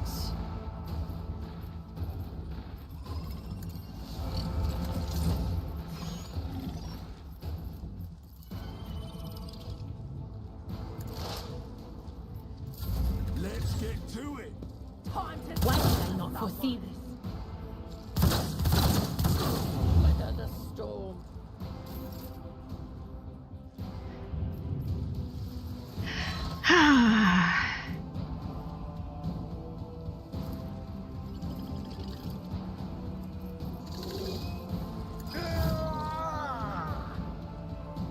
Well, that was interesting. Your sacrifice is inspiring. I'm in. Let's get to it. Who wants some more? Brace yourself, Abelard. See what you've got. Pain is but an illusion. Well, 2 party members down. This isn't going well. A genius at work. Out of my Not way. yet. Not yet.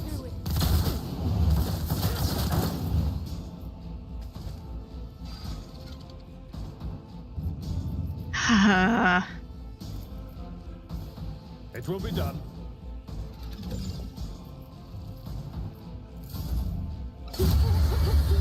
Mortality laid bare. Hold on. Death's hand reaches for me.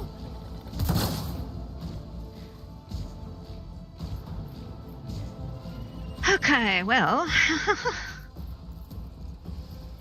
I won't sully myself with that.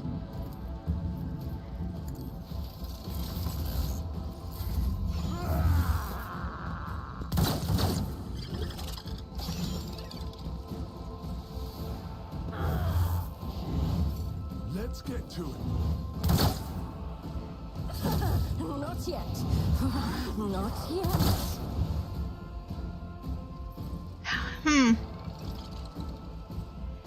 And I don't really have any melee abilities yet. And if I step away, I'm probably going to die. So, Don't leave a scar. The taste of air. so I think the lesson is, better scout your surroundings before plunging into battle.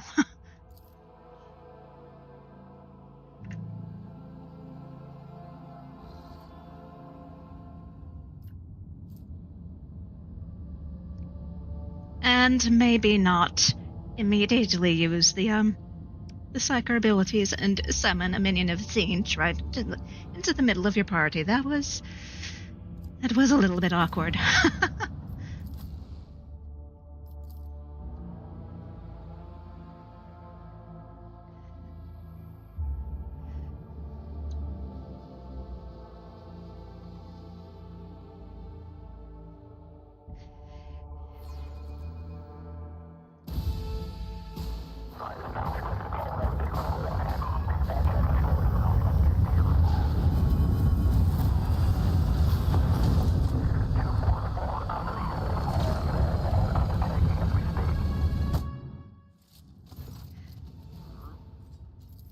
We have already been through this, so I'm going to click through it again as fast as possible.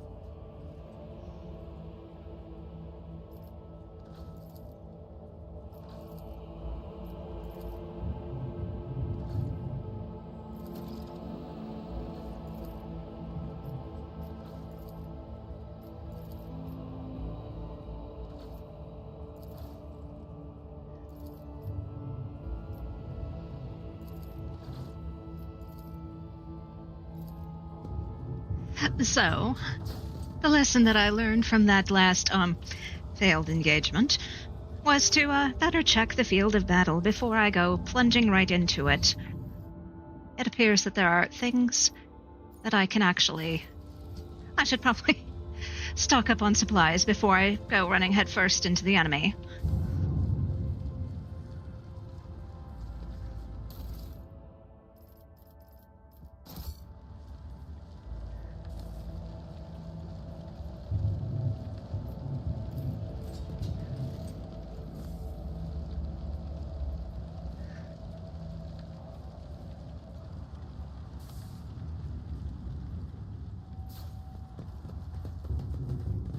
And I've heard mutters and grumbles about the combat in this game, and whether it's punishing or not, well, that's rather subjective.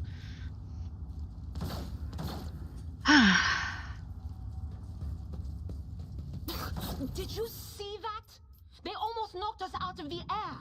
Some bumbling idiot's going to regret that when he's dragged before the Lord Captain for questioning and trial. I do not think the rogue trader should take a personal interest in a common crackpot. Summary execution will be sufficient. I love that party banter for them trying to decide what I would or would not do. And you know what? I'm going to save right here so that if things go badly again, I don't have to go clicking through the dialogue again, because that was kind of a waste of time. So, here we go. Oh, what an amusing attempt at defiance! I'll turn you into corpse starch.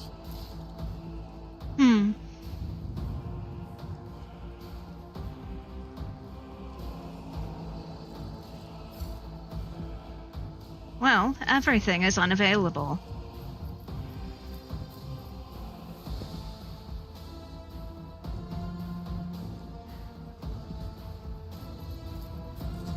Because everyone is back by the shuttle. That's delightful.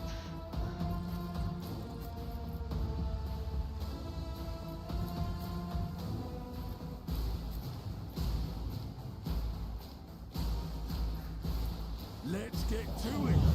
Let's make it quick. My ears are ringing.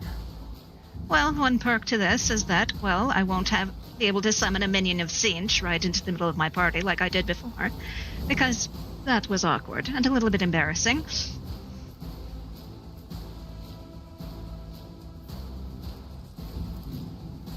Someone else can do this.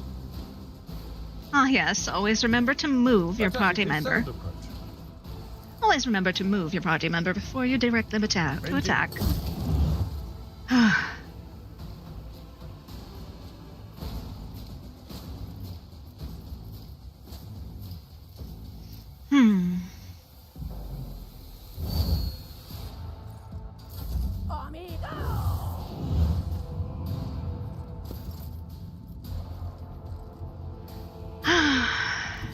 Guided by faith.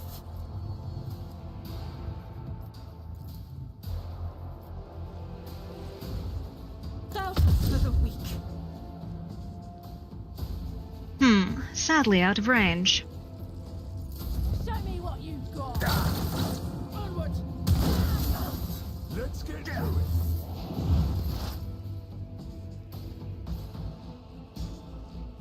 Cover me!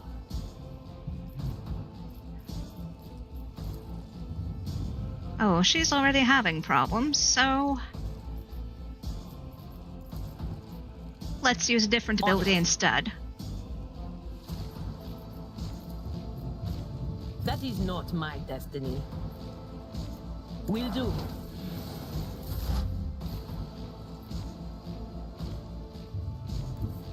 Shut its foes in my wake. What? No. No. Even I won't do that. She would do anything for love, but she won't do that. Here we go. Let's get to it. Let's make it quick. Out of my way. Let's see here. Ho. At your beck and call. Well, that was magnificently useless.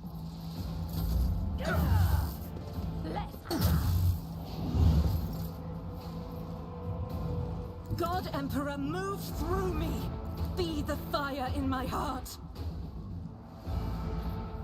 As the Emperor commands, I act. Let's get to it.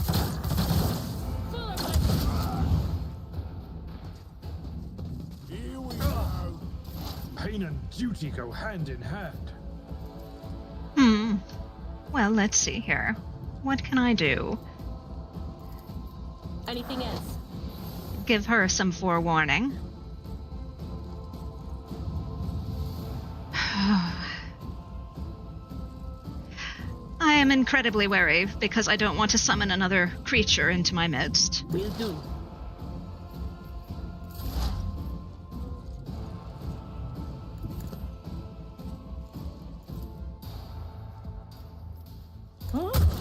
Let's see.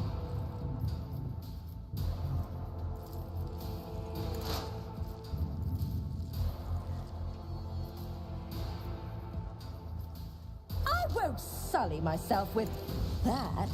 That's nothing worse. Let's get to it. Let's make it quick. Just a minor setback. Well, that was interesting.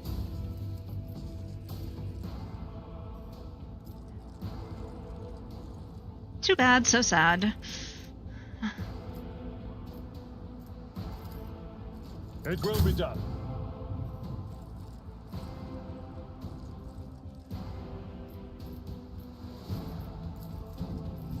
Victory is imminent.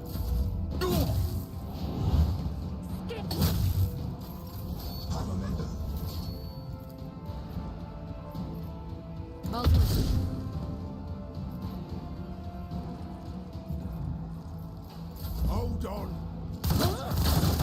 Let's get to I've it. suffered worse.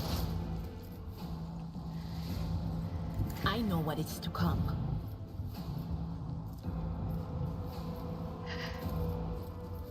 But of course, Let's live dangerously. Okay, good.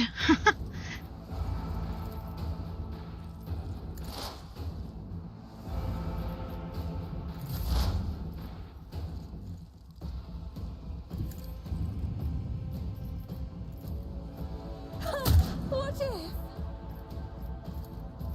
Let's see.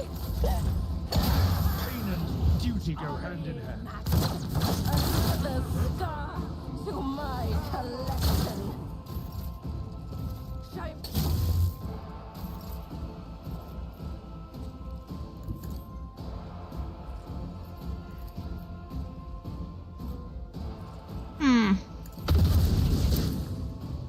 Good.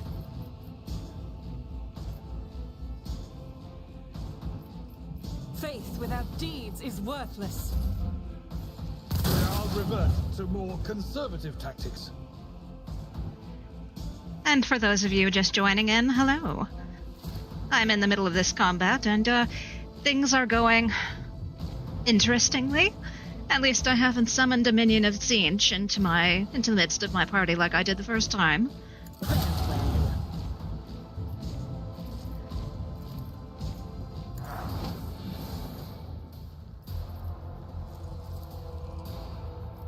I'm not so sure.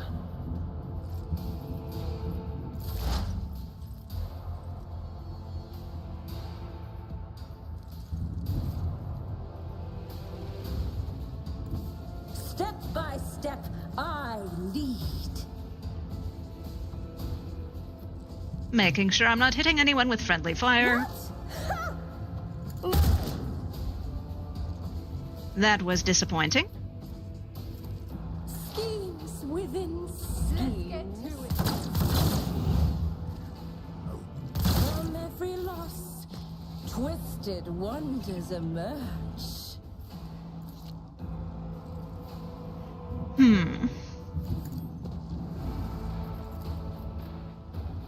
Doubt is...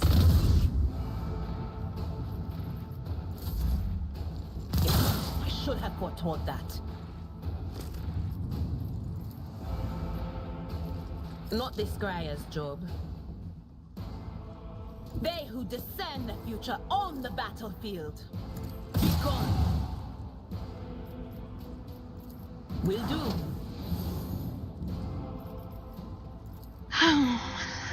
Who else do we have? On it.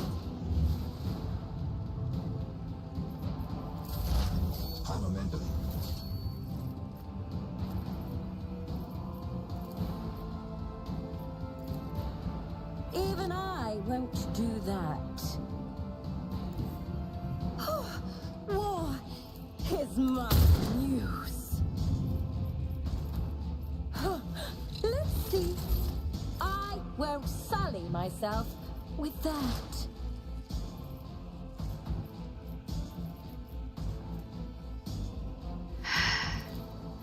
Another stroke of genius. Let's get to it. Just hand for me.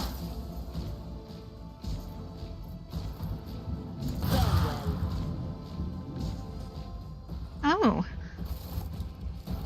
That was unexpected, but nevertheless appreciated. At least she didn't turn everyone into soup.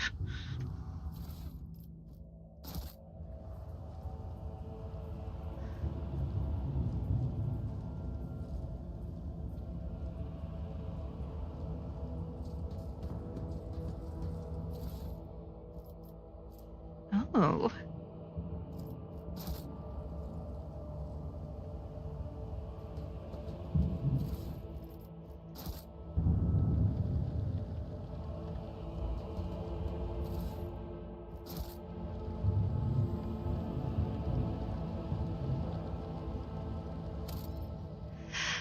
Okay. And now that I've figured that out, I think that I've kind of run out of gas, and it is time for me to go and get my beauty rest. Thank you for all of you who took a moment out of your day to share it with me. Even if we didn't speak, I nevertheless appreciated your presence. I hope to see you again very soon, and I hope that you have a beautiful day. Thank you, Taylor.